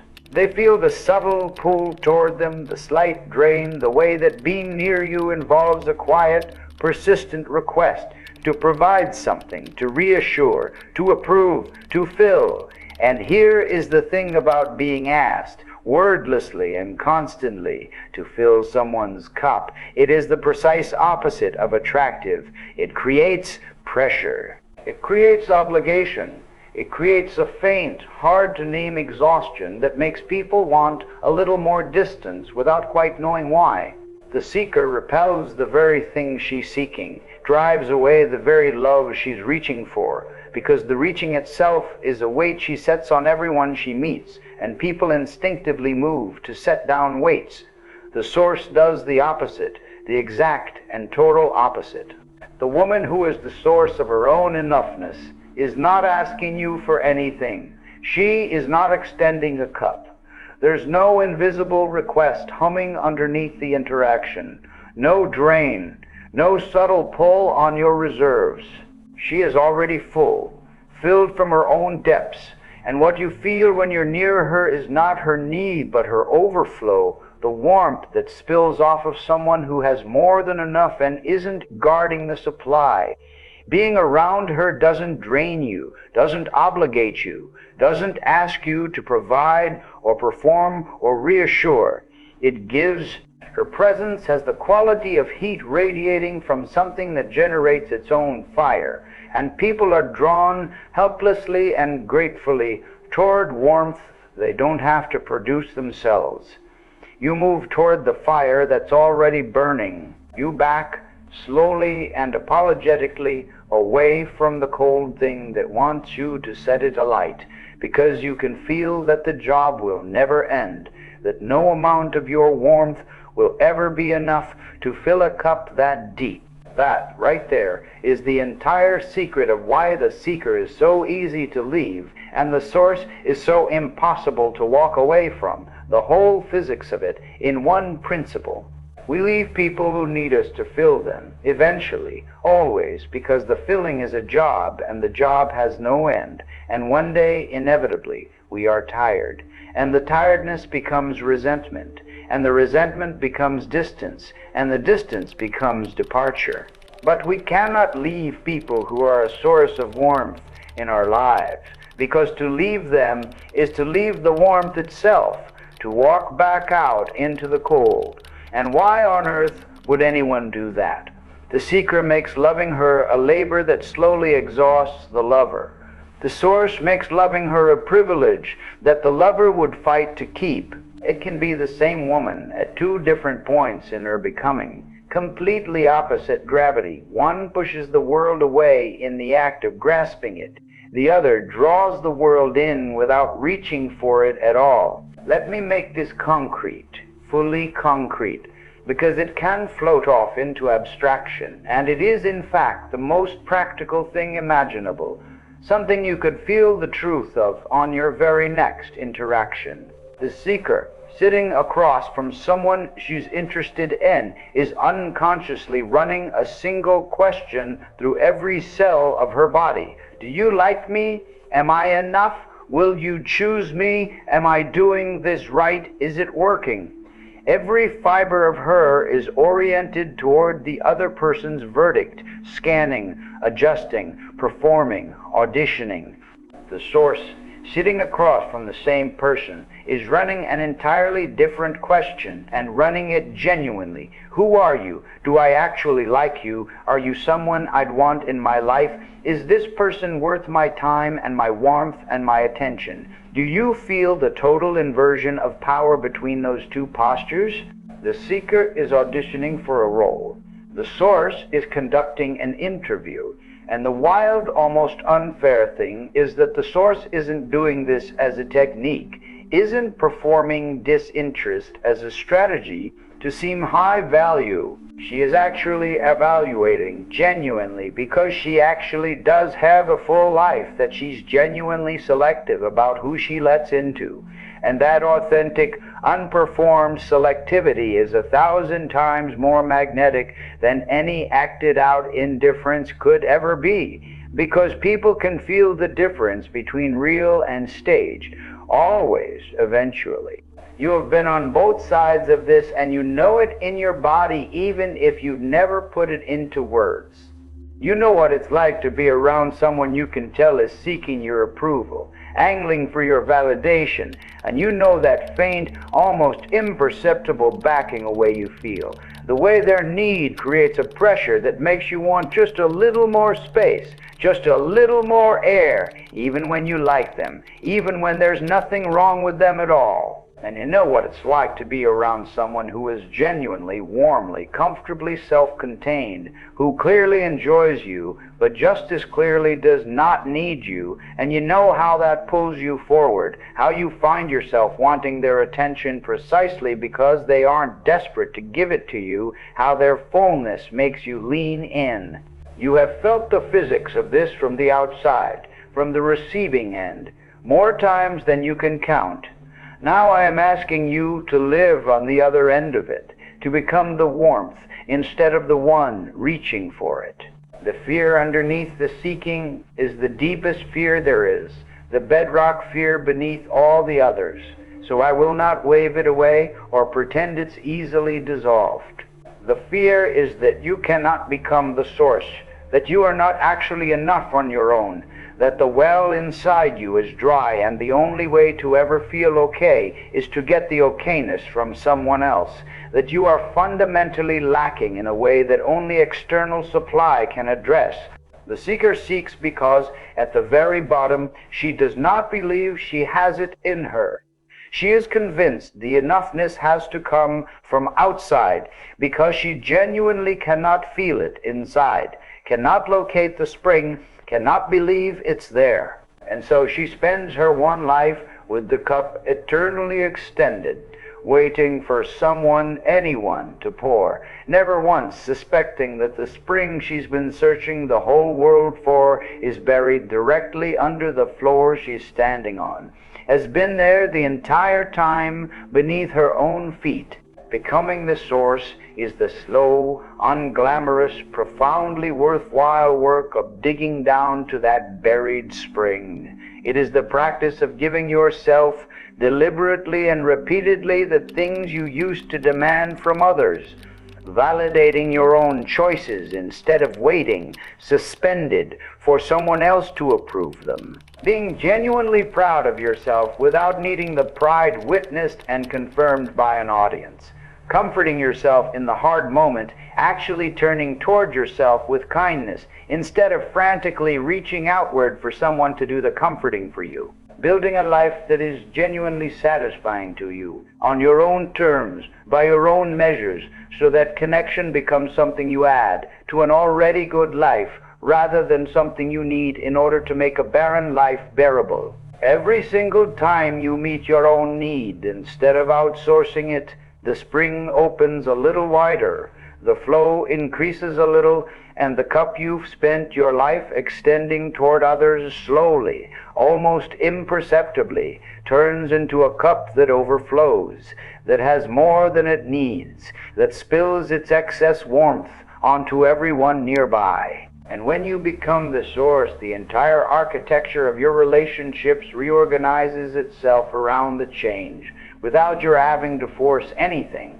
You stop attracting the people who want to be needed, who feed quietly on your seeking, who like you best when you're a little desperate and a little dependent, because it makes them feel powerful and secure. You start instead to attract people who are drawn to fullness, who want to be near warmth, who are nourished by your overflow rather than burdened by your lack, who can meet you as a whole person because you're finally being one. And those people, the ones drawn to the source, do not leave because you cannot replace a spring. You can always replace the woman who needed you, the one whose need became a weight, with someone whose need weighs less. But you cannot replace the woman who was herself a source of life and warmth in your life, because there's no substitute for that, nowhere else to get exactly that, no other supplier of that particular spring. And so she becomes, without a single calculated move, without games, without strategy, without ever once playing hard to get, the one no one can walk away from simply by becoming full. Stop seeking, become the spring. Dig down through the floor you're standing on to the water that was always there. Give yourself daily what you spent your life begging the world to give you, and watch the world quietly reorganize itself around the woman who no longer needs it to. But becoming the source, becoming genuinely full, means you'll begin to feel things more rather than less, because a woman with a rich inner life is a woman with a wide and deep emotional range. And the wider your range, the more often you'll find yourself holding two opposite things at once, two feelings, two truths, two pulls that would tear most people in half. The woman no one can walk away from can sit steady inside a tension that would split almost anyone else. That capacity is rare, and it is the next thing she mastered. That's the sixth secret. She learned to hold tension without collapsing. Most people cannot tolerate tension. Not really, not for long. The instant they feel the particular discomfort of two opposing forces pulling at them simultaneously, the instant they're caught between two things and can't have both, and can't resolve it, they collapse toward one side simply to make the discomfort stop. They feel the tension of not knowing where they stand with someone, and they collapse into demanding an answer right now, or into preemptively deciding they don't care. They feel the tension of wanting closeness and wanting freedom at the very same time, and they collapse into clinging or into running, into smothering or into fleeing. They feel the tension of an unresolved conflict hanging in the air, and they collapse into either total capitulation just to restore the peace, or into blowing the whole thing up just to end the unbearable suspension. The discomfort of holding two truths at once, of remaining suspended between opposites without resolution, is so intolerable to them that they will destroy something genuinely valuable just to escape it, just to feel the relief of having collapsed onto solid ground, even when the solid ground is wrong. The woman no one can walk away from developed the single rarest psychological capacity there is. She can hold the tension without collapsing toward either pole. She can stay suspended between opposites in the uncomfortable middle without lunging for the relief of premature resolution. And Jung considered this very capacity to be the pinnacle of psychological maturity, the highest function of a developed psyche. He called it the transcendent function, the ability to hold the opposites in tension long enough that something genuinely new can emerge between them instead of collapsing the tension early just to soothe your own discomfort. It is, in his map of the human soul, the most advanced thing a person can learn to do, and almost no one ever learns it. Let me show you exactly what this looks like in the wild, in real life, because it's the precise difference between a woman who feels like solid ground and a woman who feels like weather. Between someone you can build on and someone who changes with every shift in the wind. Someone she cares about pulls away, goes cool, goes distant, gets hard to read, withdraws into himself for reasons she can't immediately see. The collapser has exactly two moves available to her, and crucially, both of them are collapses. Both are escapes from the tension rather than ways of holding it. Move 1. Pursue, chase, text, ask repeatedly what's wrong, flood the suddenly open space with anxious energy, abandon all dignity in a frantic effort to resolve the unbearable tension of not knowing where she stands. Move 2. Counter-withdraw. Slam her own door shut. Go cold right back. punish the distance with more distance, protect herself by detonating the connection before it has a chance to hurt her further. Both are collapses. Both are the act of a nervous system that simply cannot tolerate the discomfort of the in-between, the not knowing, and lunges desperately for the false relief of having done something, anything, to end the suspension. The woman who can hold tension does neither. She feels the pull away, fully. She is not numb to it, not pretending it doesn't affect her, not above it. She feels the discomfort of it completely, feels its sting, feels the anxiety rise, feels every bit of the pull toward both collapses, and she stays, she holds, she neither chases nor punishes.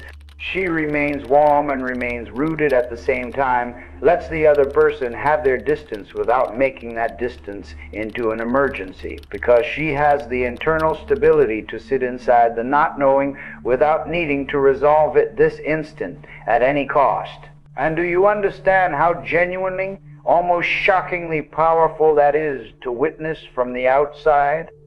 She is the single person in the entire dynamic who is not being yanked around by the discomfort, not being moved by the fluctuation, not reacting. She is the still point in a moving system, and the still point is always, in every system that exists, the most magnetic position available, because everyone and everything else is being pushed and pulled and moved, and she alone is not. This is the thing the collapser never realizes, never sees, no matter how many times the pattern repeats.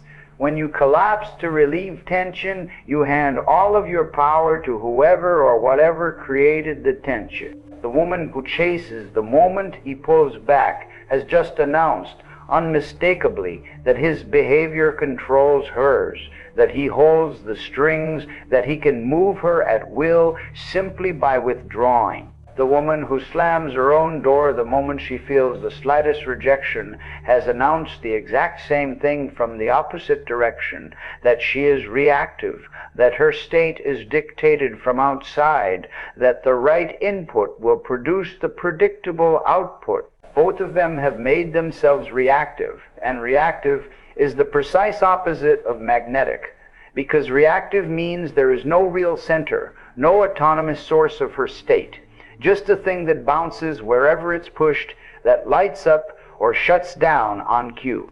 The woman who can hold the tension keeps her power entirely, because her state is generated from inside her own being, not dictated by the fluctuations of someone else's mood or behavior. She is not a ball to be bounced. She is the ground. Here's the deeper layer, and it is pure Jung, pure depth psychology. The collapse toward one pole is always underneath a refusal to integrate its opposite. The woman who collapses into clinging cannot tolerate her own need for freedom, has exiled it, cannot hold it. The woman who collapses into running cannot tolerate her own need for closeness, has disowned it, cannot bear to feel it. They each amputate half of themselves in order to escape the tension of holding both halves at once. But the woman who can hold the tension contains both, fully, consciously, at the same time. She can want closeness and want freedom simultaneously and not be torn apart by the contradiction, because she is large enough, integrated enough, to hold both ones in the same body without having to kill one to quiet the other. And that bigness, that capacity to contain genuine opposites without collapse, is exactly what makes her feel bottomless, unmanageable, impossible to fully grasp or predict or control. She is not simple, not resolvable into a single tendency. She is a held tension, a living contradiction kept in balance. And you can feel the depth of everything she's holding, the way you can feel the depth of deep water even from the surface. Think about how this plays out in actual conflict, in real disagreement, which is where most relationships quietly live or die. The collapser caught in conflict has to win or has to surrender, because the tension of an unresolved disagreement, The suspension of two people holding different positions is unbearable to her. So she either fights to the death to be declared right, escalating until someone breaks, or she folds completely, abandons her own position entirely, surrenders the whole thing just to restore the peace and end the awful tension. And either way, the actual issue between them goes unmetabolized, unresolved, swept under the rug to fester. The woman who can hold tension can do something neither of those, something most people never manage. She can disagree with you and stay connected to you at the very same time. She can hold her own ground and hold the relationship simultaneously in the same moment without sacrificing either. She can say no without it being a rupture, can be in genuine, real conflict with you without the bond itself feeling threatened, because she is not collapsing the tension between I have my own position and I am in relationship with you. She holds both at once, and a woman you can actually fight with cleanly, who won't crumble into surrender and won't detonate the whole connection, who can stay steady and warm and present inside a real disagreement, is a woman you can actually build something real and lasting with, because everything real requires surviving tension, and she is the only one who can do it without breaking. I want to name the texture of how this feels from the inside, because the collapser fundamentally misunderstands what the goal even is. The collapser imagines that the woman who holds tension simply doesn't feel it, has somehow become numb to the discomfort, has risen above it into some serene detachment. That is not it at all. The woman who holds tension feels every bit of it, sometimes acutely, sometimes almost unbearably. The not knowing is genuinely uncomfortable for her. The being pulled in two directions is uncomfortable. The staying warm while someone is cold takes everything she has on some days, costs her real effort, real restraint, real courage. The difference between her and the collapser is not that she's numb to the tension. The difference is that she has learned through practice that she can survive the discomfort without acting to relieve it. She has learned that the urge to collapse is just an urge, a wave, a feeling, not a command she's obligated to obey, and that if she can stay in the fire of the tension just a little longer than feels possible, something better waits on the other side than the cheap, immediate, ultimately destructive relief of collapse. And something does wait. This is Jung's actual insight, the part almost everyone misses when they reduce this to mere endurance or willpower. When you hold the tension of the opposites long enough without collapsing toward either side, a third thing arises that was not available before, a resolution that transcends both poles rather than just picking one of them and killing the other. The woman who holds the tension of wanting closeness and wanting freedom does not get torn in half by it. She discovers in the holding a way of being in relationship that honors both at once, an interdependence, a way of being deeply connected and fully free at the same time, that the collapser could never reach, because the collapser killed one of the poles to escape the discomfort before the third option ever had a chance to be born. The capacity to hold tension is not just endurance, not just gritting your teeth through discomfort. It is the actual doorway to a kind of relational creativity, a generative power, an ability to find third options and new resolutions that the people who collapse can never find, because they resolve everything prematurely, before the new thing has had time to emerge from the held tension. This is why she feels wise, by the way. Why people describe women like this with words like depth and groundedness, and a maturity that's hard to name or pin down.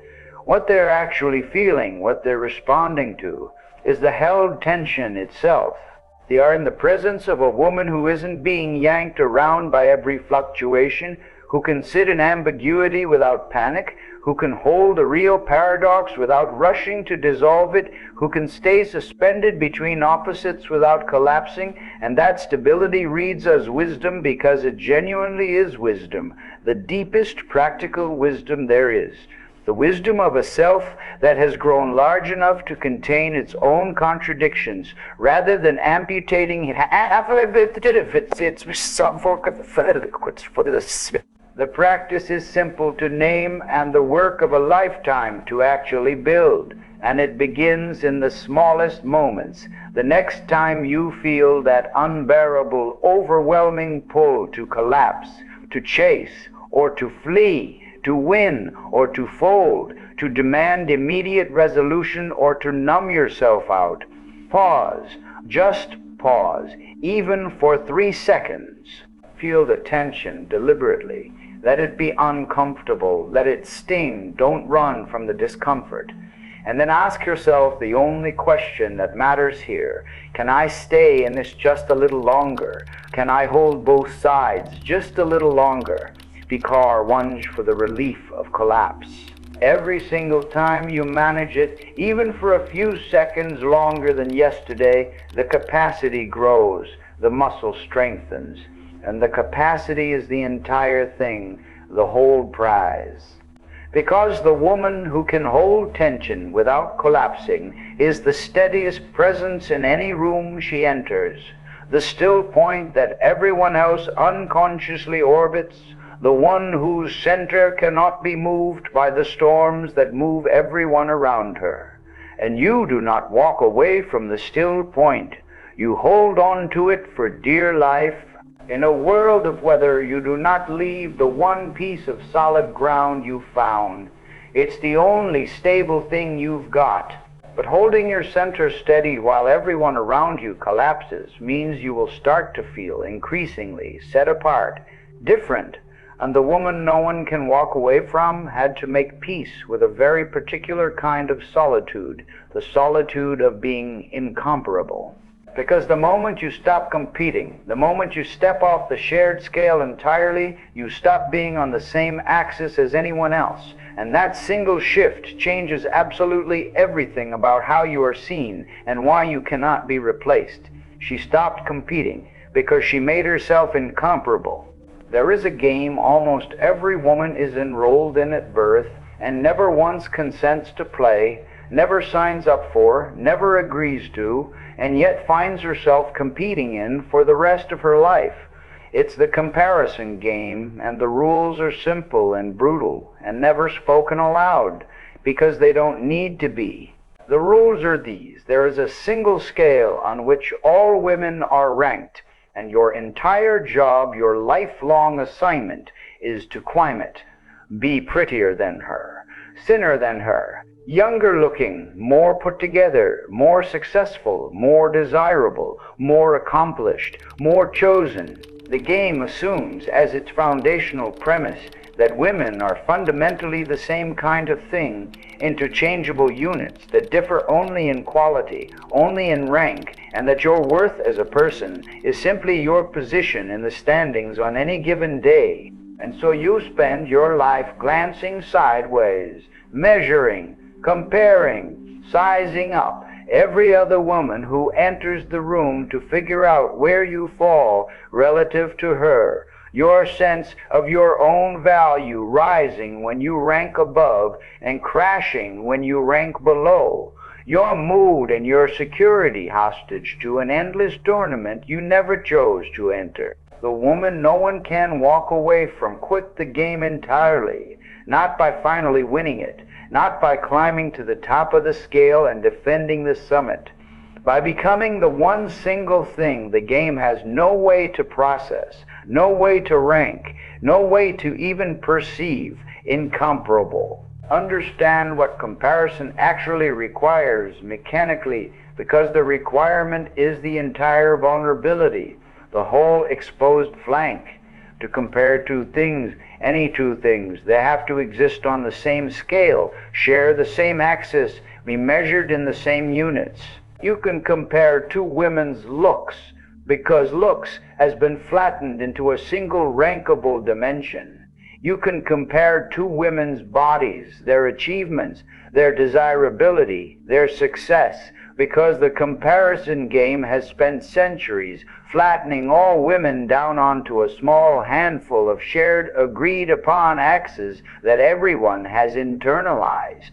And here is the trap that springs the moment you accept the game. As long as you are competing on those shared axes, you are, by definition, by the very logic of the thing, replaceable. Because anything that can be ranked can be outranked. Anything measured on a shared scale can be beaten on that scale by someone who scores higher. And there is always, always, somewhere in the world, and usually much closer than that, someone who ranks higher than you on whatever axis you've staked your worth on. The woman who wins the comparison game on Tuesday loses it on Wednesday, the moment someone younger or prettier or more accomplished or more charming walks through the door. The prize for winning is not security. The prize for winning is a lifetime of anxiously defending a position that can never, by its nature, be permanently held. The woman no one can walk away from did something the comparison game has no defense against, something it literally cannot compute. She became so fully, so specifically, so completely herself that there was no longer any scale she shared with anyone else. You cannot rank her against other women because she is no longer the same kind of thing as a position on a scale. She is a particular and irreplaceable arrangement of qualities and contradictions and depths and edges and history and humor that exists nowhere else in the world and cannot be approximated, let alone duplicated, by anyone. And the moment a woman becomes genuinely incomparable in this way, the entire comparison game simply stops applying to her, falls off her completely, because the game can only rank things that share an axis, and she has stepped off every axis at once. She is no longer in the tournament. She didn't win it. She left the building entirely, and the building was the only place the ranking meant anything. This is the difference, the whole difference, between being the best and being the only. The woman competing to be the best is locked in a fight she can never finally win, because best is a ranking, and rankings are forever provisional, forever contestable, forever one new arrival away from being overturned. She can be the best in the room tonight and not the best tomorrow. Her victory is always temporary, always under threat, always requiring defense. But the woman who is the only is not in a fight at all. There is no one to compete with, because there is no one else who is her, no other entry in her category, no rival for the position of being precisely this specific person. You can find someone prettier than her, certainly, someone more conventionally successful, someone younger, someone who outranks her on any single flattened axis you choose to name. But you cannot find another her anywhere, because she stopped being a position on the scale and became an actual specific human being. And specific human beings have no substitutes, no equivalents, no replacement. This is precisely why she can watch a more conventionally beautiful woman walk into the room and feel nothing, no threat, no contraction, no reflexive comparison, because the beautiful woman is no more competing with her than a song competes with a painting, than a mountain competes with the sea. They are not the same kind of thing. They cannot be ranked against each other. There is no shared scale on which one beats the other. Jung's entire map of human development points directly here, to this exact destination. Individuation is, precisely and at its core, the process of becoming the specific, singular, unrepeatable person you actually are, as opposed to remaining a generic instance of the collective, an interchangeable example of the type. The collective is the scale. It is the shared set of standards everyone is measured against, the mass-produced template of what a woman is supposed to be, look like, want, do. and the seeker, the people pleaser, the lifelong player of the comparison game, is trying her whole life to be an excellent instance of that template, a really high-quality example of the standard woman, a top-ranking generic.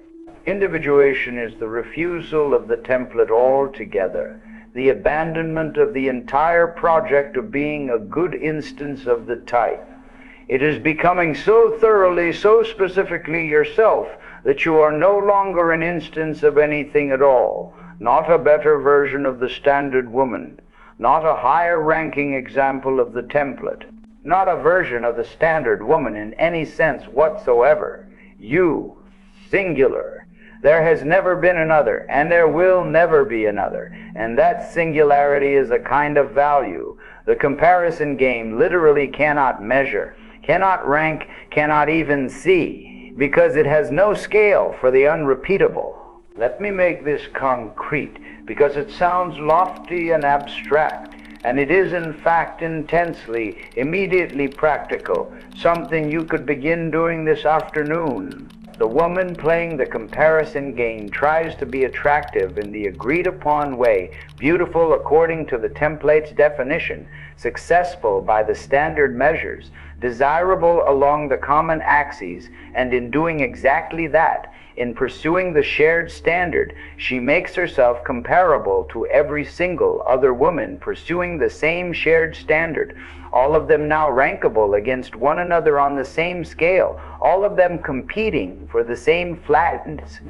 The incomparable woman does the opposite. She leans hard and deliberately into the specific. Her particular sense of humor, the exact and strange things she finds funny that no one else quite does, the specific things she finds beautiful, her idiosyncratic taste, the peculiar pattern of what moves her, the unusual way her mind works, the odd connections she makes, the questions she asks that no one else thinks to ask, the exact texture of her warmth, which is unlike anyone else's, the precise and particular things she will not tolerate, the strange specific life she's built, the unrepeatable combination of choices and passions and history that is hers alone. She amplifies the specific rather than sanding it down toward the template, turns up everything that makes her unlike anyone else, rather than filing it off to fit in. And the more specific she becomes, the less comparable she becomes, until eventually there is simply no one else in the category of her, no one to rank her against, no scale that holds more than one entry. Here's the part I most need you to feel, to take all the way in, because it directly inverts everything you were taught, everything the comparison game trained into you. You were taught that your weird specificities, your idiosyncrasies, the particular ways you don't fit the template, are liabilities, flaws, things to minimize and hide and apologize for, points deducted from your score on the scale. The exact and total opposite is true. Your specificities are the only thing that makes you incomparable, and incomparable is the only thing that makes you irreplaceable.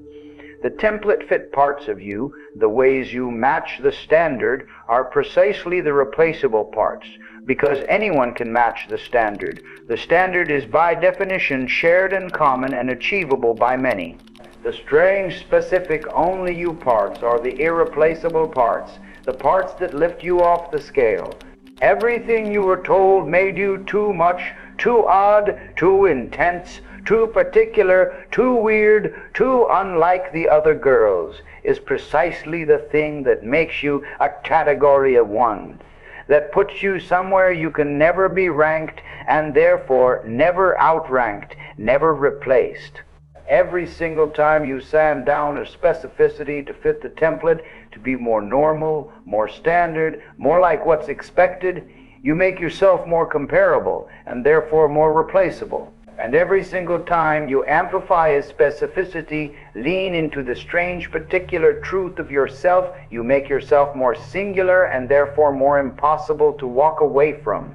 You have felt the gravity of incomparable people, even if you've never once named the feeling.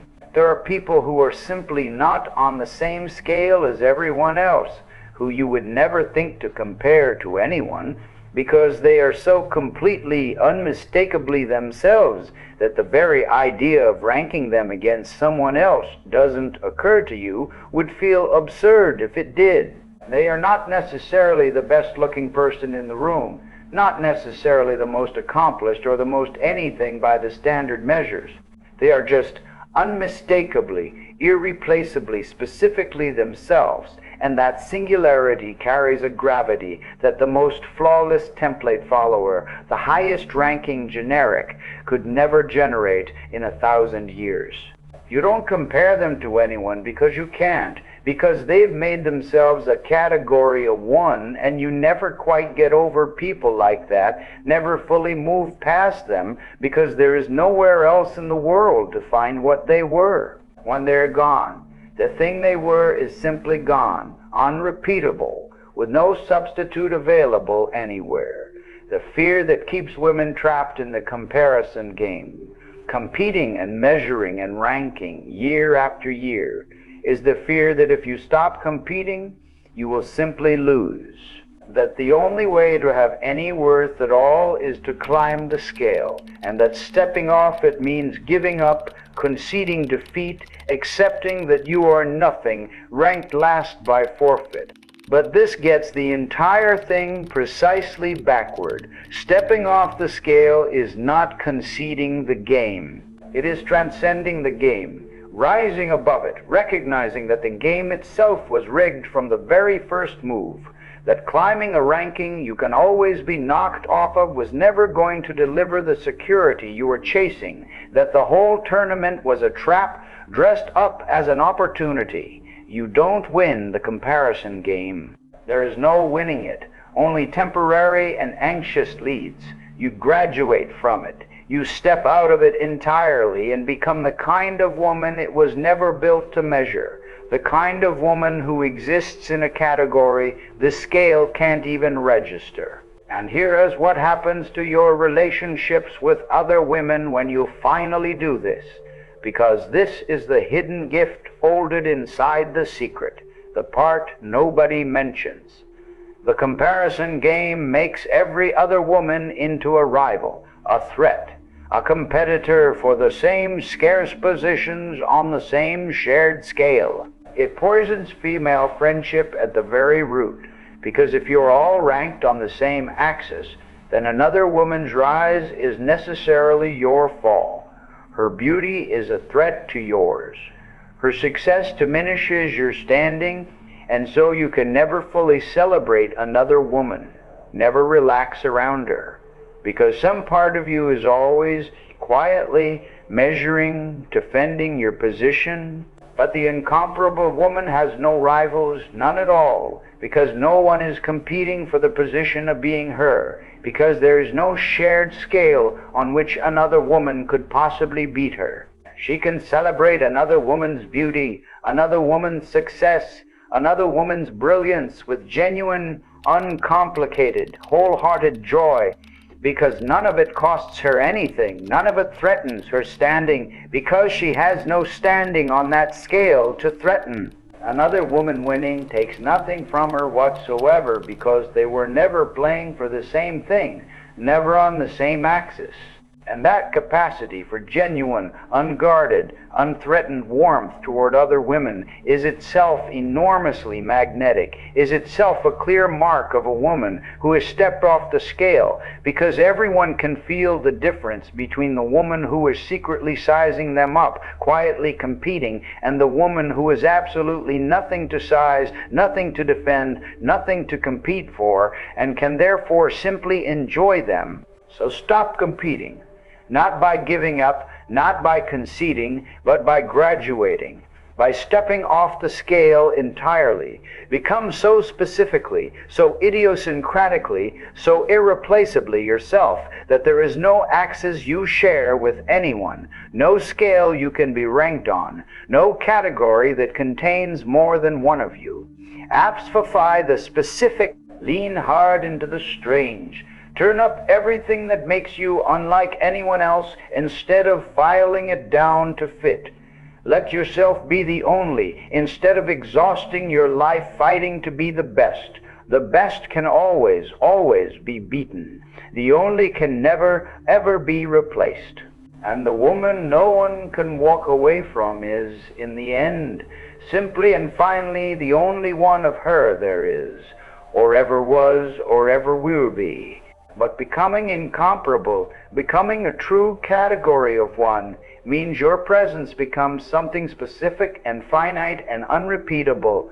And the woman no one can walk away from understood deeply that her presence had to cost something in order to be valued at all. Not as a manipulation, not as a trick of artificial scarcity, but as a law, as fixed and reliable as gravity.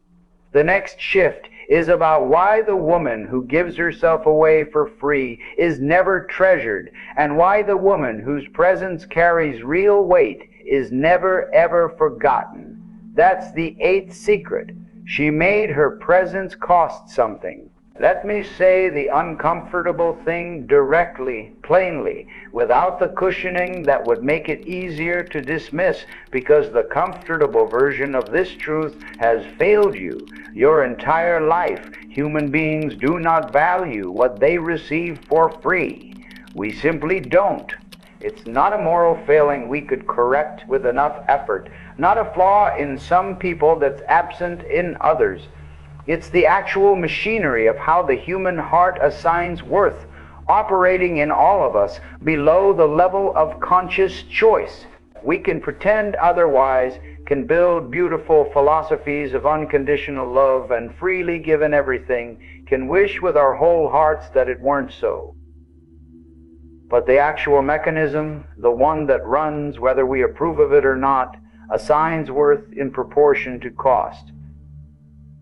The thing that was hard to get is treasured. The thing that came easy, that cost nothing, that was simply handed over, is taken for granted, is valued at roughly what it cost, which was nothing. And the woman who has not understood this law, who has not made peace with it, spends her entire life confused and quietly wounded, giving everything she has freely and abundantly and wondering with real anguish why all of it is valued at nothing. You have lived inside this confusion. I guess you're living in it right now, in some relationship, in some part of your life. You gave someone all of you. Your time, your energy, your attention, your loyalty, your endless accommodation, your constant availability, all of it freely, all of it without cost, all of it offered up the moment it was wanted, and often before. And you watched them value it less and less the more of it you gave, watched your generosity somehow cheapen you in their eyes rather than endear you to them. And it made no sense, none at all, because you had been taught the opposite your whole life, taught that love means giving, that the more you give, the more you'll be loved, that generosity is the path to being cherished, and the evidence of your own actual life kept flatly contradicting the lesson again and again. You gave more and were valued less. You poured yourself out completely and watched the very act of pouring make you cheaper, more disposable, easier to overlook. And you concluded, almost certainly, that the problem was you, that something about you specifically wasn't worth valuing, when the actual problem was simply that you had violated, without knowing it, a basic and universal law of how worth works in human hearts. The woman no one can walk away from understood the law and stopped fighting it, stopped beating herself against it, and instead arranged her life in accordance with it. She made her presence cost something, and in doing so, she made it valuable. I have to be careful here, extraordinarily careful, because this is the single most misunderstood idea in the entire sequence, and the misunderstanding is genuinely poisonous, turns this wisdom into something ugly.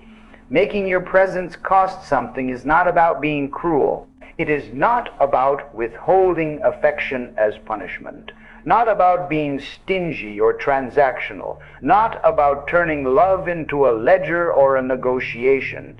It is emphatically not about playing hard to get, doling out your warmth in calculated rations, manufacturing artificial scarcity to keep someone anxious and hungry and chasing.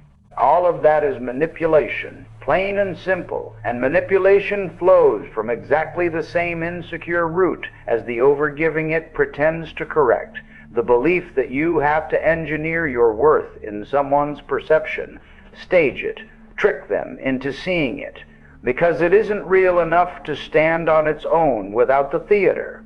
What I am describing is something else entirely. Something that flows naturally and effortlessly from everything we have already built across the first 7 secrets. Here is what it actually means precisely. Your presence costs something when you are a person of genuine substance whose time and energy and attention are authentically valuable, authentically limited, and authentically not available to just anyone on any terms at any moment. The cost is not a price you charge, not a fee you impose, not a game you run. The cost is a reality you embody, a simple fact about who you become. The woman who has a full life, who has real boundaries, who is the source of her own enoughness, who is incomparable and singular, whose presence is therefore drawn from a real and finite and deeply valuable self, automatically has presence that costs something without doing anything manipulative at all, because she is not an infinite free resource that can be drawn on endlessly without depletion. She is a specific, bounded, valuable human being, and access to her is access to something genuinely real and genuinely limited. And real limited things have worth in a way that infinite free things never can and never will, anywhere, for anyone. Watch the difference, because it is everything, the whole hinge of the matter. The overgiver makes herself functionally an unlimited resource. Her time is always available, no matter what. Her energy is always on tap, ready to be drawn down. Her attention is always free for the taking, offered before it's even requested. Her accommodation is endless, bottomless, without limit. And because she has positioned herself as infinite and free, she gets valued in exactly the way that infinite free things always get valued, which is to say, at nothing, because abundance without limit cannot register as precious. You do not treasure the air, no matter how essential it is, precisely because it costs you nothing and never runs short. The woman who has made her presence cost something has positioned herself simply by being who she's become as finite and valuable. Her time is real and limited and spoken for. Her energy is precious and not infinitely available. Her attention is a genuine gift drawn from a genuine and bounded self. And so it gets valued the way finite, valuable things always get valued, which is to say, enormously, gratefully, carefully. Jung's understanding of the psyche supports this all the way down to the foundations, because he understood that meaning itself requires limitation, that meaning is impossible without boundary and form. An infinite thing has no meaning, can have no meaning, because meaning comes from selection, from this and not that, from choosing and bounding and shaping. The woman who gives herself equally and infinitely to everyone has made herself meaningless in the most precise sense of the word. She is offering no selection, no this rather than that, no shape, no form, just undifferentiated infinite availability. The woman whose presence costs something is meaningful precisely because she is selective, because her giving has shape and boundary, because when she chooses you, it genuinely means something, means she chose you out of a real field of real alternatives, at a real cost, from a real and valuable and limited self. The choosing is what carries all the meaning, and you can only meaningfully choose if you could also, just as easily, have not chosen if the choice was real and costly rather than automatic and free. Let me show you the texture of a woman whose presence costs something, because she is almost certainly not who you're picturing, not the cold, withholding figure the phrase might suggest. She is not cold. She might well be the warmest person you have ever known, but her warmth is given deliberately rather than leaked indiscriminately. When she gives you her attention, it is complete and real and undivided, and you feel unmistakably that it is a gift she chose to give rather than a default that was going to happen anyway.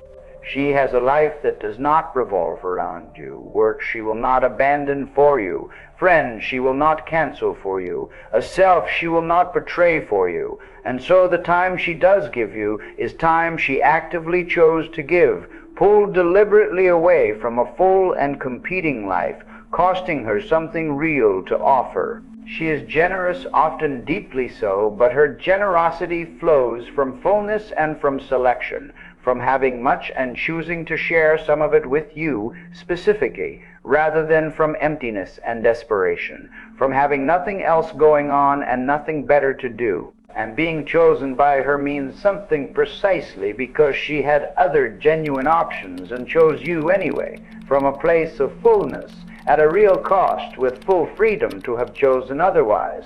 Compare that, feel the contrast with the overgiver, who is somehow exhausting to be around in a way people can rarely name or explain even to themselves. Her endless availability, her bottomless accommodation, her presence that costs nothing and is therefore, by the iron law, worth nothing, all of it creates a strange and specific discomfort in the person receiving it, a vague unease, a faint sense of being given something they didn't earn and can't quite bring themselves to value, an odd mixture of obligation and something uncomfortably close to contempt. We are uneasy around a woman who gives herself away for free, and the unease has a logic underneath it. Some part of us reasons correctly that a self being given away this cheaply, this freely, this desperately, can't be worth very much, or she wouldn't be selling it at this price. Her overgiving does not read to the receiver as love or generosity. It reads as a fire sale, as a liquidation, as someone desperate to move inventory at any price, and we instinctively wonder what's wrong with goods being pushed on us so cheaply and so urgently. The fear underneath the overgiving is the fear that you don't actually have enough inherent worth to charge anything for your presence. That if you made yourself finite and valuable rather than infinite and free, if you introduced any cost at all, no one would be willing to pay it, no one would think you were worth the price, and you'd be left with nothing. And so out of that fear, you slash your price to zero, make yourself completely free and entirely unlimited, hoping against hope that if you're just cheap enough, just available enough, just free enough, someone will finally take you, will finally stay. But cheap does not get you chosen. Cheap gets you used and then discarded. The very act of making yourself free announces to everyone loudly that you yourself don't believe you're worth anything, and people believe you when you tell them this, because why wouldn't they? You are the foremost expert on your own worth, and you have just testified through your every action that it's zero. The woman no one can walk away from did the exact opposite, made the opposite wager. She decided her presence was valuable, genuinely and inherently valuable, and then she lived as though it were not by charging fees or running games or manufacturing scarcity, but by becoming a person of such genuine substance that her presence was authentically valuable and authentically finite, and then simply refusing to give it away for free. And because she treated her own presence as valuable, others came to treat it as valuable too, because we all take our cues about a person's worth, largely, from how that person carries and values herself. The woman who acts consistently and unself-consciously as though her presence is a precious and limited gift trains everyone around her over time to receive it exactly that way, to value it, to be grateful for it, to treat it with care. The woman who acts as though her presence is free and infinite and inexhaustible trains everyone around her to treat it as worthless, to take it for granted, to barely notice it. You are teaching people every single day, through every action, what your presence is worth.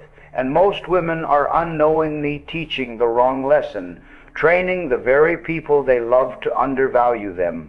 So make your presence cost something, not by withholding it cruelly, not through games or manipulation or strategic withdrawal, but by becoming a person of such genuine substance that your presence is authentically valuable and authentically finite, and then giving it deliberately rather than indiscriminately. Have a full life that competes for your time. Keep your boundaries intact. Give from fullness and from real selection, choosing where your warmth goes, rather than from emptiness and fear, leaking it everywhere out of terror that withholding it anywhere means losing everyone. Let people feel that your attention is a genuine gift drawn from a real and valuable self, an hour chosen out of a full life rather than a default leaking endlessly from an empty one. And watch with something like wonder how differently you are held the moment you stop giving yourself away for free. The woman whose presence costs nothing is forgotten the instant she leaves the room, fades from memory before the door has closed. The woman whose presence costs something is felt long after she's gone, lingers, is missed, is remembered, is returned to. But a presence that costs something only truly matters if there is something real and deep underneath it. And the woman no one can walk away from understood that all the boundaries and self-possession and incomparability in the world mean nothing, ultimately, if people only ever get to meet the surface of you, only ever touch the impressive exterior. The deepest magnetism of all, the kind that creates bonds nothing can break, comes from letting people feel the depth beneath the surface rather than the performance on top of it. That is the difference between a woman who is merely impressive and a woman who is genuinely unforgettable, and it is the last thing she mastered before holiness itself. That's the ninth secret. She let people feel the depth instead of the performance. Everything we have built so far across 8 secrets could still, in the wrong hands, be worn as a mask. I have to walk you carefully past this trap now, because it is the exact trap the clever ones fall into, the ones who absorb all of this and turn it into a more sophisticated performance rather than a genuine transformation.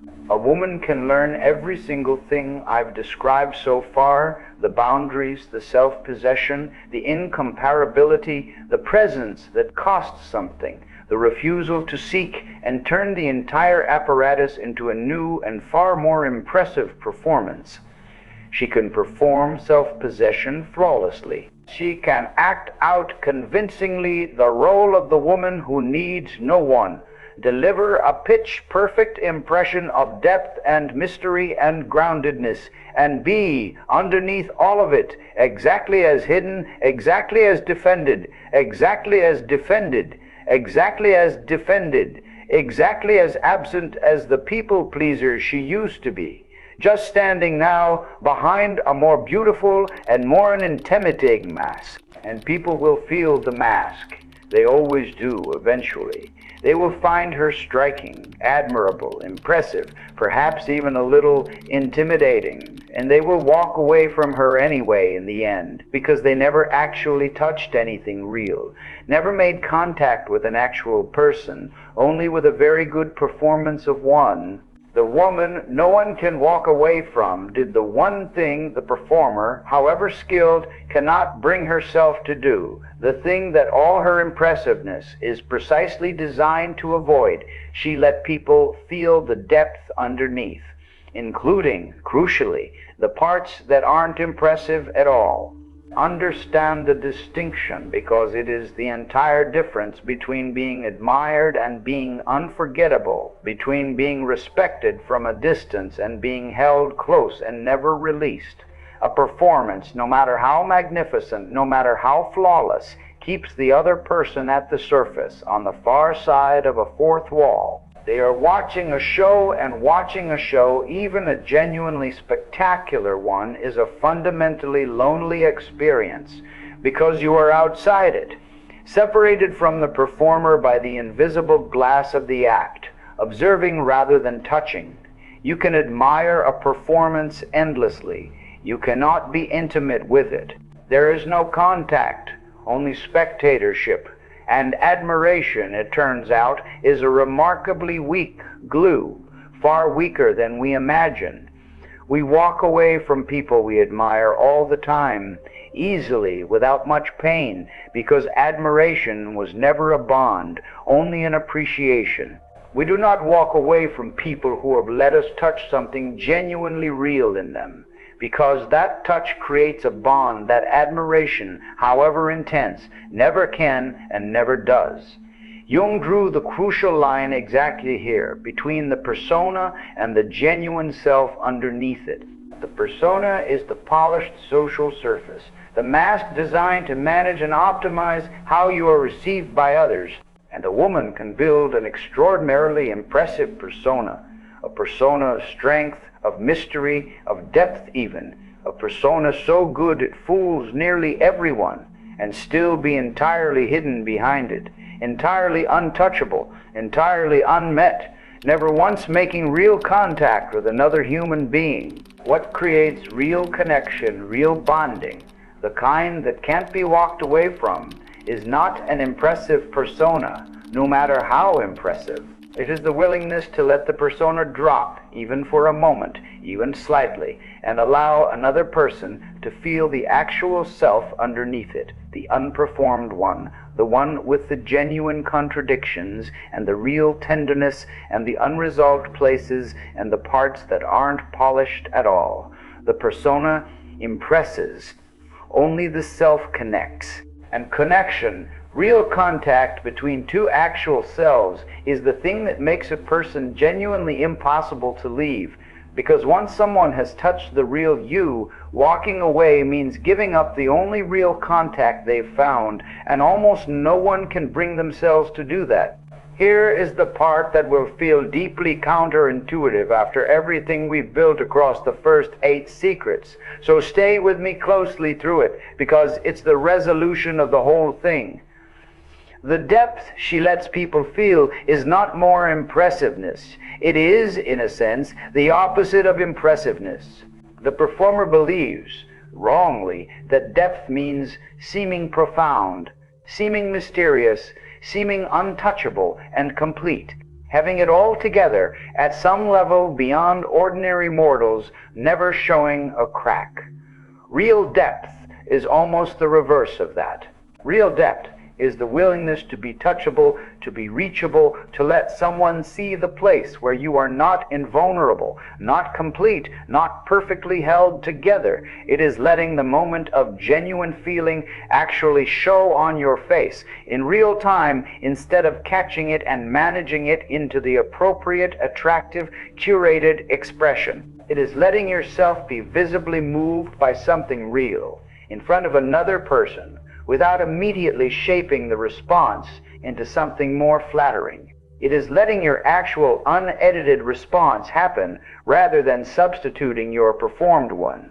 The performer is always managing the impression, controlling how she lands, optimizing the surface. The woman with real depth lets the impression go, releases her grip on how she's landing, and lets the reality through instead, and the reality through instead. And the reality, unmanaged and unperformed, is exactly what people fall into and cannot climb back out of. Let me show you what this looks like in a single concrete moment, because it is subtle, and it is the most important thing in this entire sequence, the hinge everything turns on. The performer, when something genuinely moves her, manages it. She feels the real response rising up inside her, and she immediately, almost automatically, shapes it, edits it, scopes it into the appropriate amount of feeling, the attractive version of being moved, the impressive impression of depth rather than the raw experience of it. She gives you a performance of being touched. The woman with real depth, when something genuinely moves her, simply lets it move her, visibly, in front of you, without sculpting it into a more flattering shape, without catching it and editing it before it reaches her face. And the difference between those two responses, which might look almost identical from across a room, is the entire difference between a woman you watch and a woman you fall for. Because the unmanaged response is a window, a clear opening straight through the persona to the actual person behind it, and the very moment you see through to the actual person, you are no longer watching a show, no longer a spectator outside the glass. You are in contact with a human being, real contact. And human contact is the one thing none of us can ever get enough of, and almost none of us ever actually get, because almost everyone is performing almost all the time. This is what everything else was building toward, the whole point of the preceding 8 secrets. And I need you to see exactly how it all fits together, because without this final piece, the rest becomes armor. You did the first 8 things not so that you could construct a more impressive and more impenetrable mass, but so that you would finally have a self solid enough to safely show. That is the entire purpose. The whole point of becoming self-possessed, incomparable, sourced from within, able to hold tension, is that it makes you strong enough to be genuinely vulnerable without that vulnerability costing you yourself, without it collapsing you back into the people pleaser. The people pleaser could never afford real depth, could never afford to let the mask drop, because she had no stable self underneath it, and showing the chaos and emptiness under there would have been genuinely dangerous, genuinely destabilizing. But the woman who has done the work, who has built a real and stable center, can let people see underneath, can be genuinely, deeply vulnerable, genuinely touchable, genuinely real, because she is no longer afraid of what they will find when they look. There is a self down there now, a real and integrated one, and she can finally afford to let it be seen, because being seen no longer means being exposed as empty. This is the resolution of the paradox that has been running quietly through this entire journey, and I want to name it directly and completely, because it is the key that unlocks everything, the thing that keeps all of this from curdling into coldness. You might have been hearing all of this, secret after secret, as a single instruction: become impenetrable, need no one, show nothing, defend everything. Build a perfect fortress and live inside it untouchable. That reading is wrong, completely wrong, and it is the exact mistake that turns this hard-won wisdom into mere armor, into a lonelier and more sophisticated hiding place. The truth is the reverse of that, the precise opposite. You do all the work of building a self, becoming the source, holding your center, making your presence cost something, for one ultimate reason: so that you can finally afford to be soft, so that you can be open without being erased by the openness, so that you can be vulnerable without being abandoned in your vulnerability, so that you can be deeply, truly seen without losing yourself in the seeing. The strength was never the point. The strength is what makes the softness safe, what makes the vulnerability survivable, what lets you open all the way without disappearing. The woman no one can walk away from is not a fortress, not impenetrable, not armored. She is the opposite of all that. She is a woman who has become strong enough to be truly soft, strong enough to be genuinely seen, and being genuinely seen is the rarest and most binding gift one human being can ever give another.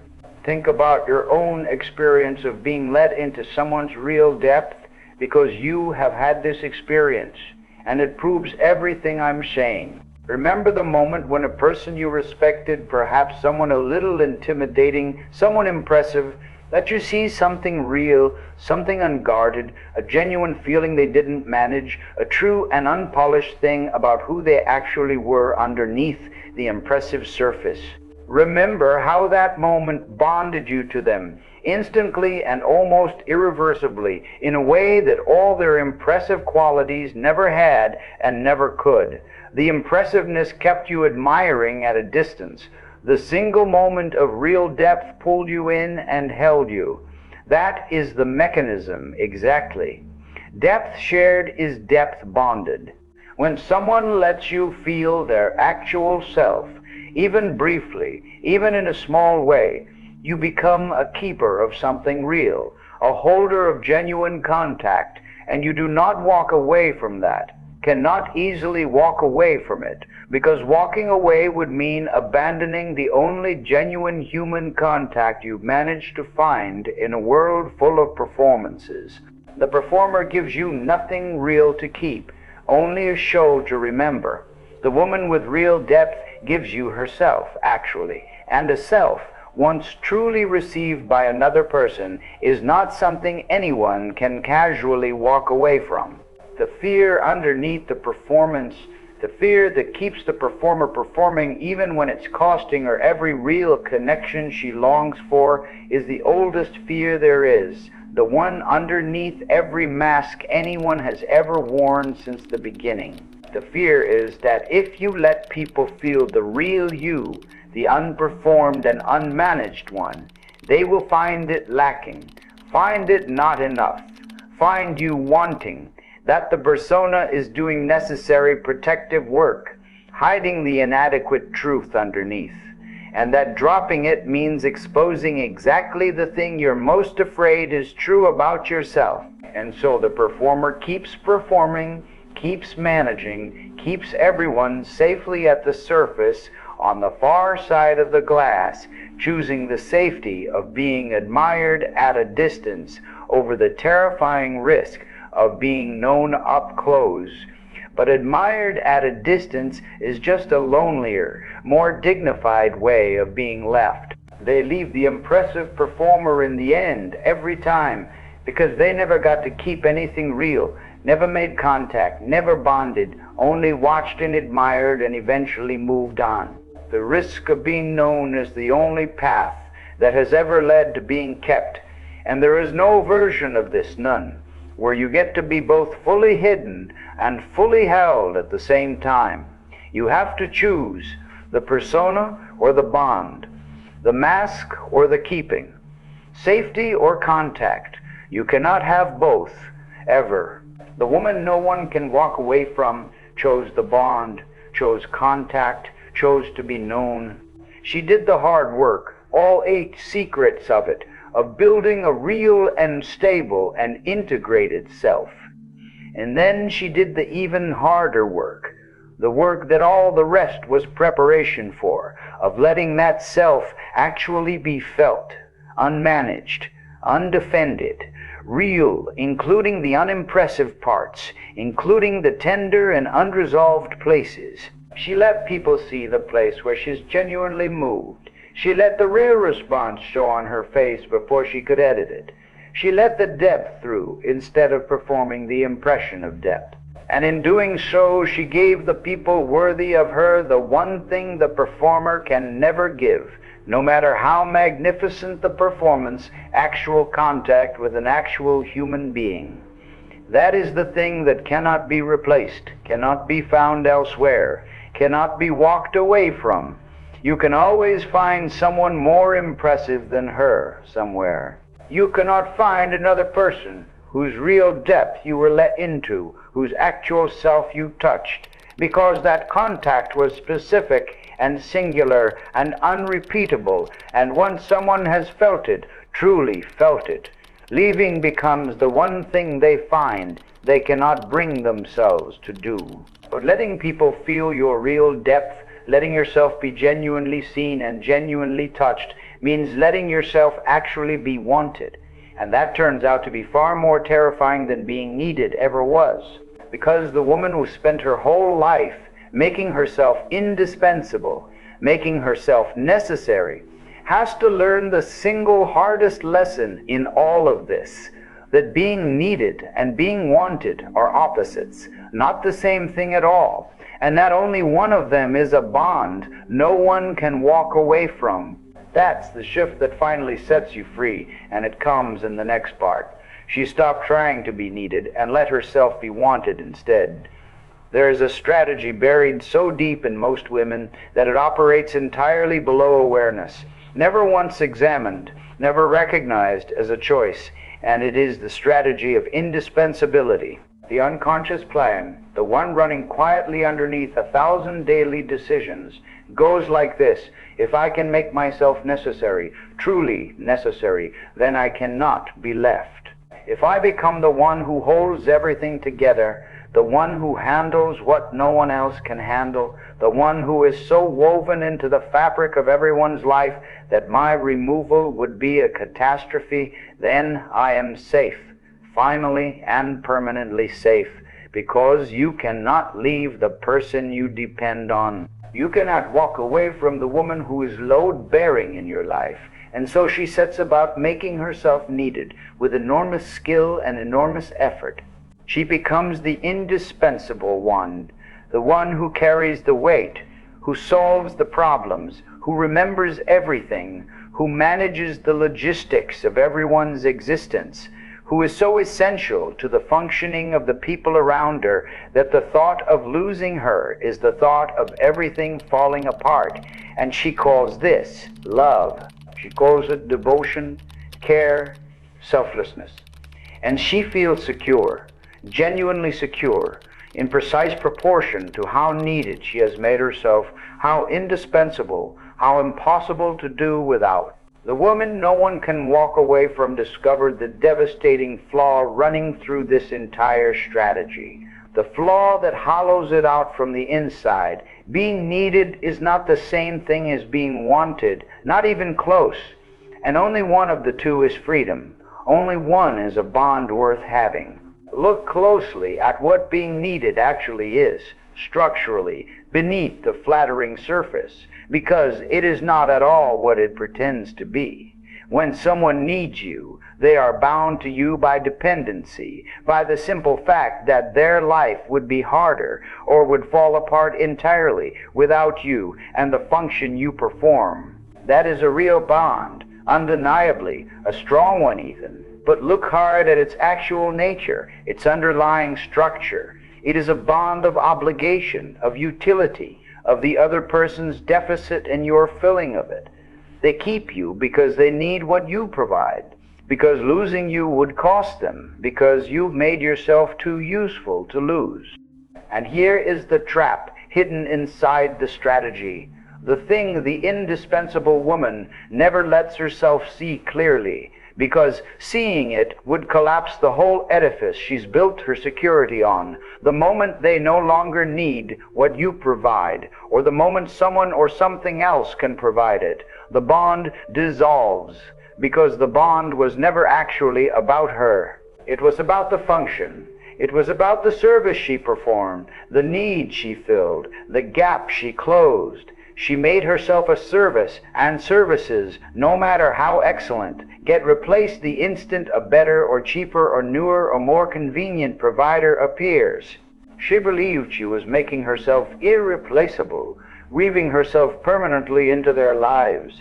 She was actually making herself into a role, a function, a position that anyone sufficiently competent could eventually fill, and that any change in circumstance could render unnecessary. And there is a darker cost still, one that goes beyond the eventual fragility of the bond, one that hollows out the indispensable woman from the inside, while she's still in the thick of her indispensability. When you are needed, you can never be entirely sure you are loved, because the need contaminates everything, poisons the very thing she most wants to be certain of. Do they keep her because they want her, the actual her, or because they need what she does, the function she fills? Would they choose her freely if they didn't depend on her? Would they stay if she stopped being useful? The indispensable woman can never answer these questions, can never rest in the certainty of being loved for herself, because she has made herself so thoroughly necessary that love and need have become permanently impossible to separate, tangled together, past all untangling. And so underneath all her competence and all her indispensability and all the security it seems to provide, there sits a gnawing, unanswerable, never-resting question. If I stopped being useful to you, if I stopped doing all of this, would you still be here? She will never know. She has arranged her entire life with great skill, precisely so that the question can never be answered, so that she can never find out whether she is loved or merely needed, and the not knowing is its own quiet torment that no amount of being needed ever soothes. The woman no one can walk away from, refused to be needed, refused the whole strategy, and chose instead the far more terrifying and far more powerful thing, to be wanted. Being wanted is the opposite of being needed in every single way that actually matters, and the difference is the difference between a cage and a home. When someone needs you, they are bound to you by deficit, by what they lack and can't function without. When someone wants you, they are drawn to you by desire, by what they actively move toward, freely, from a place of fullness rather than lack. The person who needs you stays because leaving would cost them, because they're dependent, because they can't easily do without the function you fill. The person who wants you stays because being with you is the thing they would choose again and again, freely, even if leaving cost them nothing at all, even if they could walk away tomorrow with no consequence and no difficulty. And that, only that, is a bond you can finally rest inside, because it is not contaminated by obligation, not tangled up with dependency, not poisoned by the unanswerable question. The woman who is wanted rather than needed knows, finally and with certainty, that she is chosen for herself, for who she actually is, and not for her usefulness, because she made herself, in a sense, useless on purpose, in the most liberating possible sense of that word. She refused to bind anyone to her through dependency, refused to make herself necessary, and so left everyone around her completely free to stay only because they genuinely want to, free to leave at any time with no catastrophe, which means that every day they stay is a day they actively chose her. Jung understood that real relationship, genuine relationship between two whole people is only possible between two people who do not need each other in this deficit sense, two complete individuals who come together by free choice rather than by mutual lack, by desire rather than by dependency. The needed woman has, without realizing it, made genuine relationship impossible, because she has built the entire thing on dependency, and dependency is not love, however much it resembles it from inside. Dependency is a kind of mutual hostage situation that both people have quietly agreed to call devotion, a binding that masquerades as closeness. Only when you stop trying to be needed, only when you let yourself be merely, purely wanted, does the possibility of actually being loved finally open up, because love in its real form requires freedom, requires the genuine possibility of leaving, and you cannot freely choose what you are not also free to refuse. The locked-in cannot love, can only stay. This is the single most frightening shift in the entire sequence, more frightening than all the rest, and I will not pretend otherwise, will not soften it, because being wanted requires a kind of courage that being needed specifically lets you avoid, which is much of why women choose to be needed in the first place.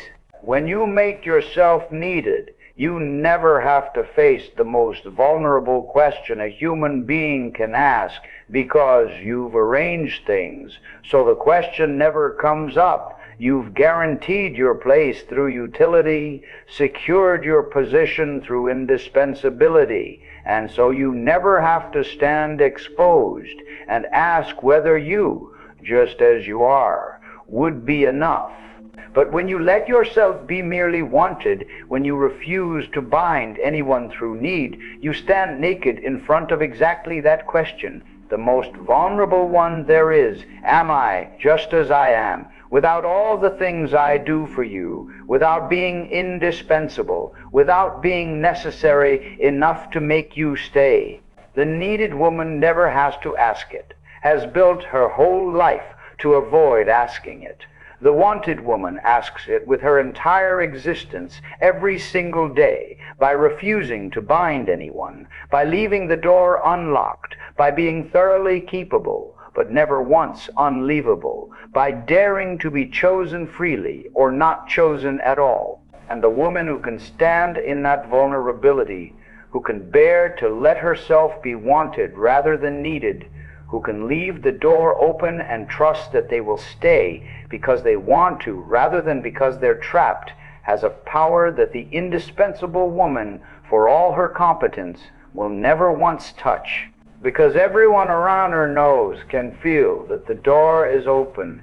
They know she is not holding them hostage with dependency, not binding them with obligation, not trapping them with utility, not making herself so necessary that leaving is unthinkable.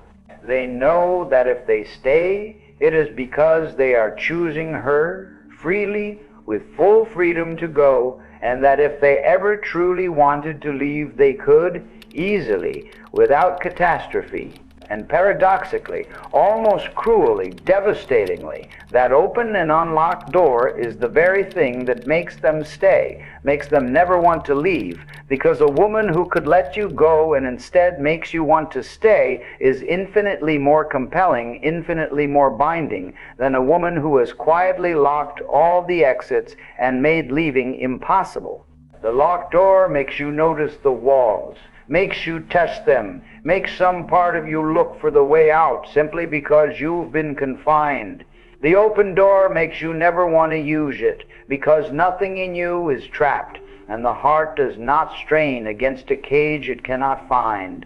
So stop trying to be needed. Stop making yourself indispensable. Stop binding people to you through their dependency. Stop confusing being a service with being loved. Stop mistaking the security of being necessary for the freedom of being chosen. Dare to be useless in the most powerful and liberating sense of the word. Dare to be wanted for yourself rather than needed for your function, chosen for who you are rather than kept for what you do. Leave the door unlocked. Let people stay because they choose you, freely and daily, not because they cannot function without you. It is the single most frightening thing in this entire journey, because it means standing on the bare ground of whether you, just as you are, stripped of all your usefulness, are enough. But the woman who can stand there, who lets herself be wanted rather than needed, is the only woman who ever gets to know with real certainty that she is truly chosen. And the certainty of being chosen freely by someone with every freedom in the world to leave and who stays anyway is a security that no amount of being needed, no degree of indispensability could ever come close to buying. But standing in the open, leaving the door unlocked, trusting that the right people will choose you and stay, requires a relationship with time that almost no one has, that runs against every anxious instinct. Because the woman who can leave the door open is a woman who is no longer rushing, no longer forcing, no longer frantically trying to lock things down and secure them before they're ready. She has learned to trust timing over urgency, and that trust is the second to last thing that sets her completely apart. That's the 11th secret. She trusted timing over urgency. Urgency is the signature of the seeker, the tell that gives her away every time, the thing that leaks out, no matter how well she hides everything else. There is a particular frantic quality to a woman who does not, at the deepest level, trust that what is truly meant for her will actually come to her, a restless need to force, to rush, to secure, to lock things down before they're ready, to know right now, to have certainty right now, to make it happen right now, rather than letting it unfold. She speeds toward commitment because the not knowing is unbearable to her, presses for definition before the thing has had time to define itself, pushes the relationship faster than it naturally wants to grow, because every moment of ambiguity, every stretch of uncertainty feels like a threat she has to neutralize immediately, a danger she has to resolve before it can hurt her. And the urgency which she experiences from the inside as the sheer force of her caring, the intensity of her love, is actually underneath the force of her fear. And everyone around her can feel that it's fear, can feel the pressure of it, even when they couldn't name what they're feeling. The woman no one can walk away from operates from an entirely different relationship with time, a fundamentally different internal clock. She trusts timing, and that single trust changes the entire texture of how she moves through her life, and through her loves, changes the very feeling of being near her. Here is what urgency actually communicates to the other person, the message broadcasting underneath it that the urgent woman never intends to send and would be horrified to know she's sending. Urgency says, I do not trust that this will work without my forcing it. I do not believe that I on my own am enough to be chosen in the natural unfolding of things, and so I have to push, accelerate, grip, secure, make it happen, because if I simply let it unfold, I'm certain it will slip away.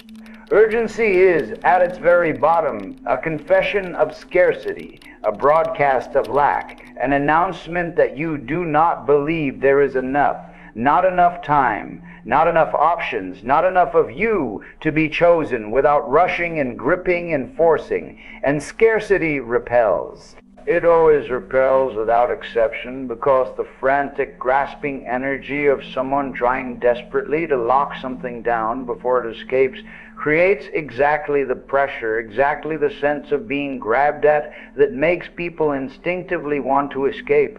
The harder she grips, the more the thing she's gripping wants to slip free, because nothing alive wants to be gripped, nothing wants to be grabbed and held and secured against its will.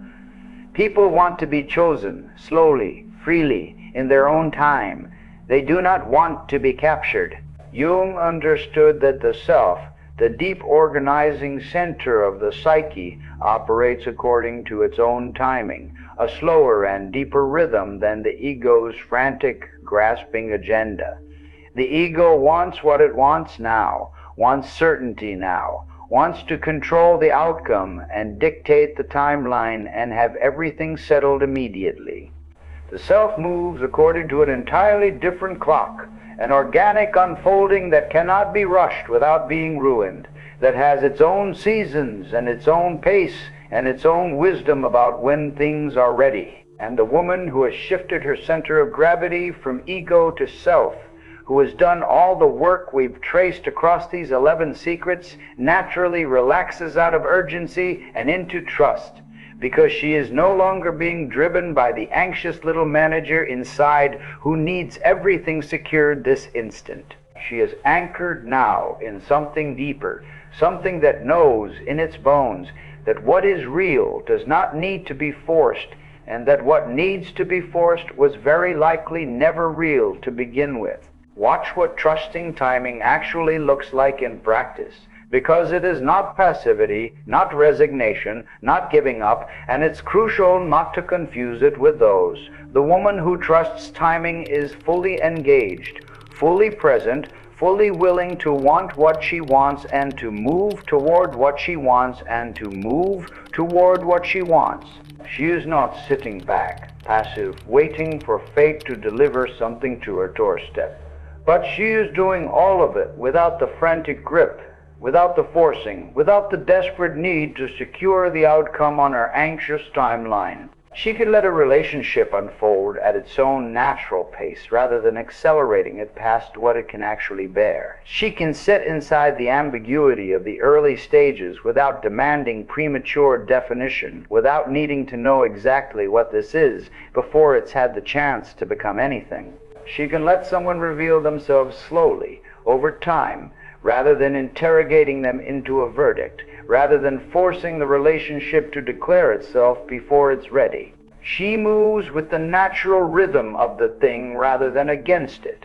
And the difference between those two is the difference between a relationship that grows real, deep roots, slowly, and one that's forced into early bloom and dies of the forcing, withering as fast as it flowered.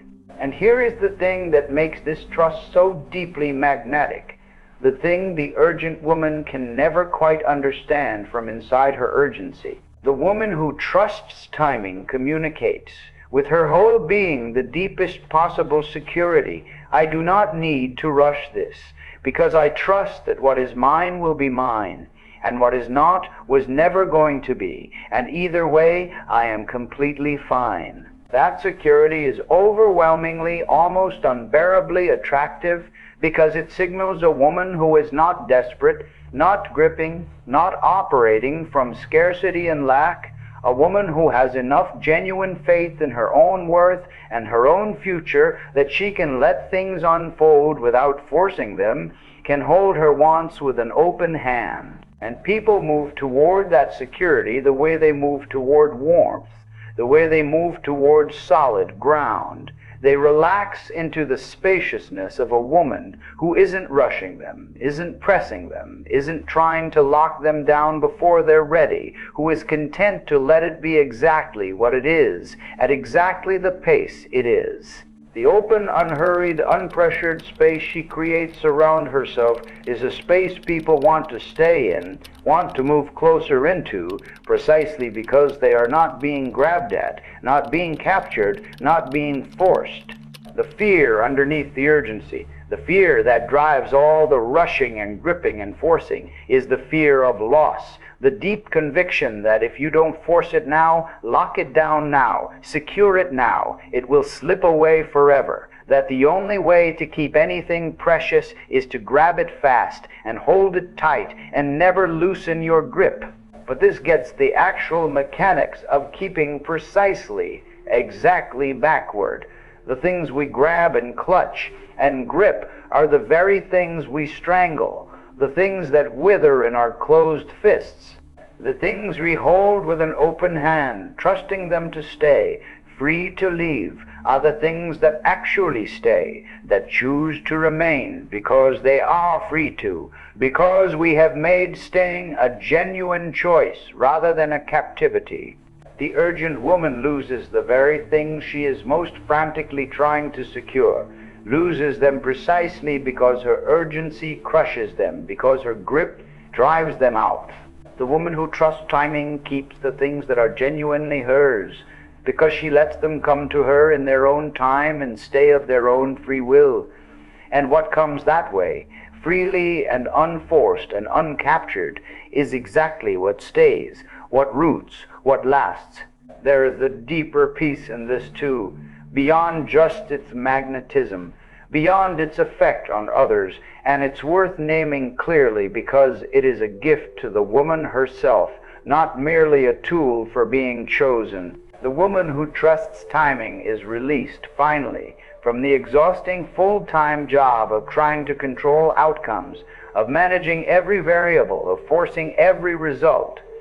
She does not have to force, manipulate, engineer, accelerate, or secure. She can want what she wants, do what is genuinely hers to do, and then release her grip on the result, trusting that her life is unfolding more or less as it needs to, in its own time, by its own deeper logic. And that release, that letting go of the controls, is a kind of freedom that the urgent, controlling, forcing woman never once gets to feel in her whole life the profound freedom of a person who has finally stopped fighting the current and started trusting the river to carry her. She is not passive. She is not resigned. She is simply no longer at war with time itself, no longer trying to force the seasons, no longer exhausting herself in a battle against the natural pace of things that she was always going to lose. So trust timing over urgency. Stop forcing, stop gripping, stop frantically trying to secure what isn't ready to be secured. Want what you want, fully, and move toward it, genuinely, but do it from a place of trust rather than fear, from the deep faith that what is truly yours will come to you and will stay of its own free will, and that what has to be forced and gripped and captured was never really yours to keep in the first place. Hold everything, everyone, with an open hand. Let things unfold at the pace they actually need. Create around yourself that spacious, unhurried, unpressured space that people long to stay inside. The woman who grips loses what she grips. The woman who trusts keeps what is genuinely hers because she let it choose her freely in its own time. And what chooses you freely is precisely what never leaves. And this brings us at last to the final secret. The 12th one, the one that contains all the others inside it, the one that everything we have built across this entire journey has been quietly, steadily pointing toward from the very first word I spoke. She became whole. And wholeness is the one thing no one can walk away from. Go back now and look at the 11 secrets we have traced together. Look at them all at once, and you will see something that may not have been visible while we moved through them one at a time. They were never really 11 separate techniques, 11 distinct skills to acquire and deploy. They were 11 facets of a single thing, 11 angles on one underlying movement, stopping the self-abandonment, making peace with being misunderstood, reclaiming the exiled shadow, setting real boundaries, becoming the source rather than the seeker, holding tension without collapsing, becoming incomparable, making your presence cost something, letting your real depth be felt, being wanted rather than needed, trusting timing over urgency. Every single one of them is the same movement seen from a different side, the same transformation described in different terms, the movement toward wholeness. The movement Jung spent his entire life mapping and named individuation, the long, deep process of becoming the complete, integrated, undivided person you were always, from the very beginning, meant to be. That is the secret hiding underneath all the secrets, the one truth they were all expressing. The woman no one can walk away from is not, in the end, a woman who learned a clever set of attractive behaviors, who acquired a toolkit of techniques for being magnetic. She is a woman who became whole, genuinely and completely whole.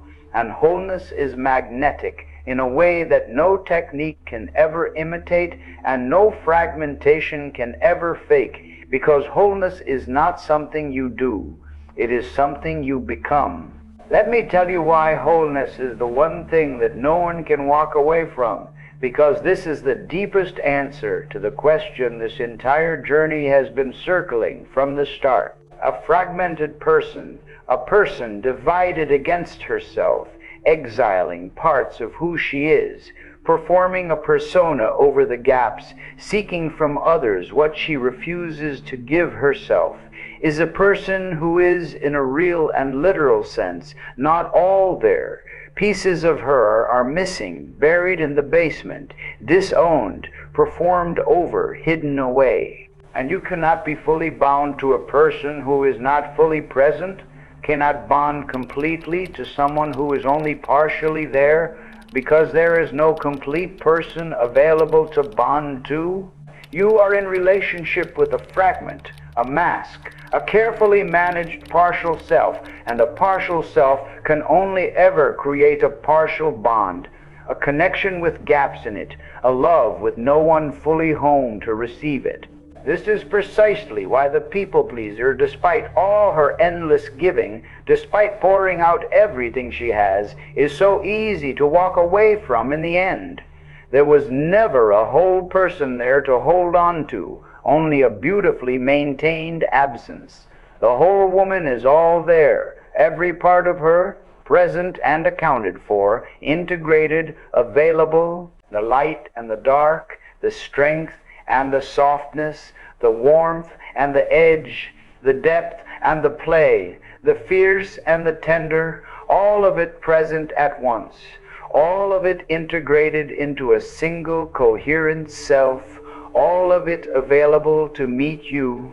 And when you are in relationship with a whole person, you are in relationship with something complete, something with no missing pieces, no exiled parts, no managed gaps, something that meets you with the entirety of a human being rather than a curated fragment of one. That completeness is what the human heart has been starving for its entire life, aching for without knowing its name, because almost no one ever offers it, because almost no one ever becomes whole. We spend our lives surrounded by fragments and personas and partial selves, by people who are mostly elsewhere, and when we finally, rarely encounter a genuinely whole person, an actually integrated human being who is all the way here, we cannot walk away, because we have found the thing we did not even know we were looking for our whole lives, a complete other, fully present, to meet our reaching with the whole of the dome. Jung wrote that wholeness, not perfection, is the goal of human development, and that distinction is everything, the difference between two completely different destinations. The woman no one can walk away from is not perfect. She is not flawless, not without struggle, not some polished and gleaming ideal with no rough edges. She is whole, which is something far better and far rarer and far more magnetic than perfect could ever be. Whole means she has integrated her flaws rather than hiding them, made peace with her contradictions rather than resolving them away into a smooth, false simplicity, embraced the full range of who she actually is, rather than performing an edited highlight reel of her best angles. Her wholeness includes her darkness, her difficulty, her unresolved places, the parts that aren't impressive, all of it brought up out of the basement and into the light and made part of the integrated whole. And that wholeness, flaws and shadows and all, is magnetic in a way that performed perfection never is and never could be, because perfection keeps people at the surface, admiring from a distance, while wholeness invites them all the way in, into something real, something complete, something they can actually touch and hold and be held by. And here is the final inversion, the thing that turns this entire journey on its head at the very end and reveals what it was actually about all along underneath. Everything I have described, every single secret, was framed throughout as a way to become the woman no one can walk away from. That was the promise, the destination, the thing you came here for.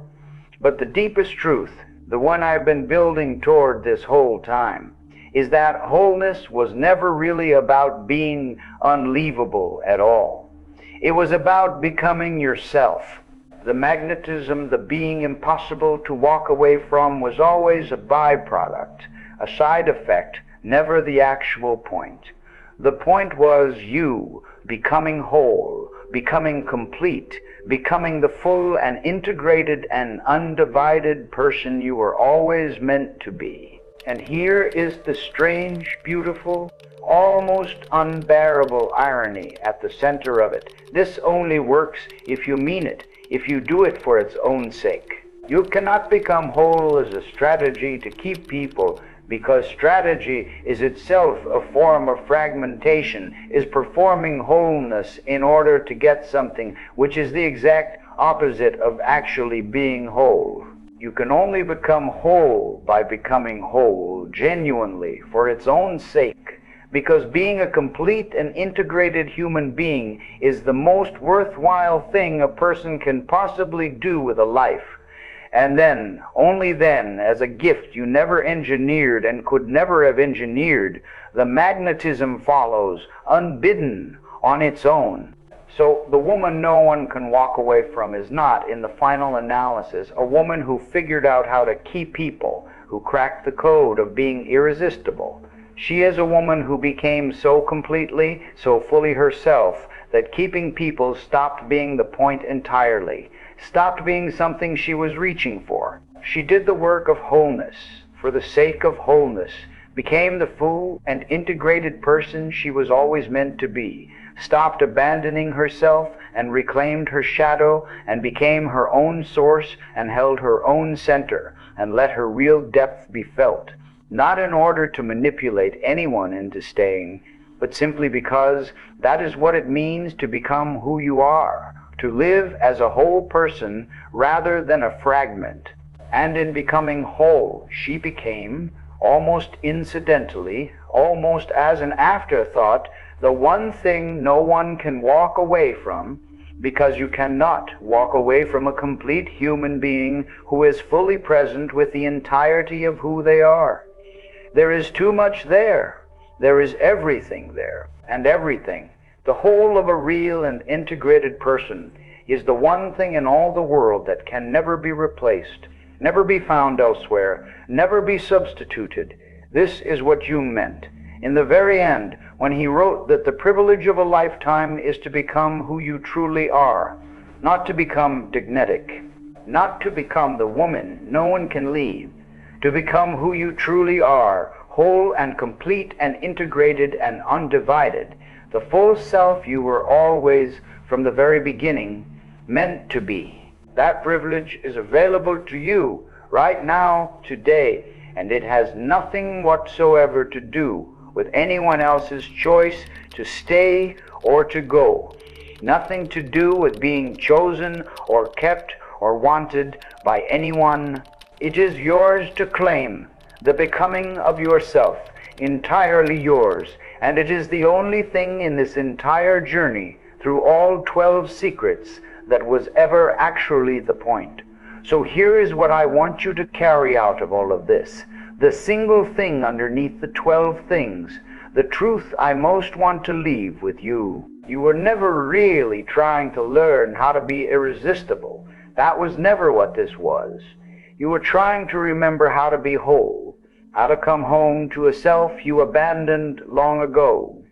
The woman no one can walk away from is not a performance you put on, not a strategy you run, not a set of behaviors you adopt.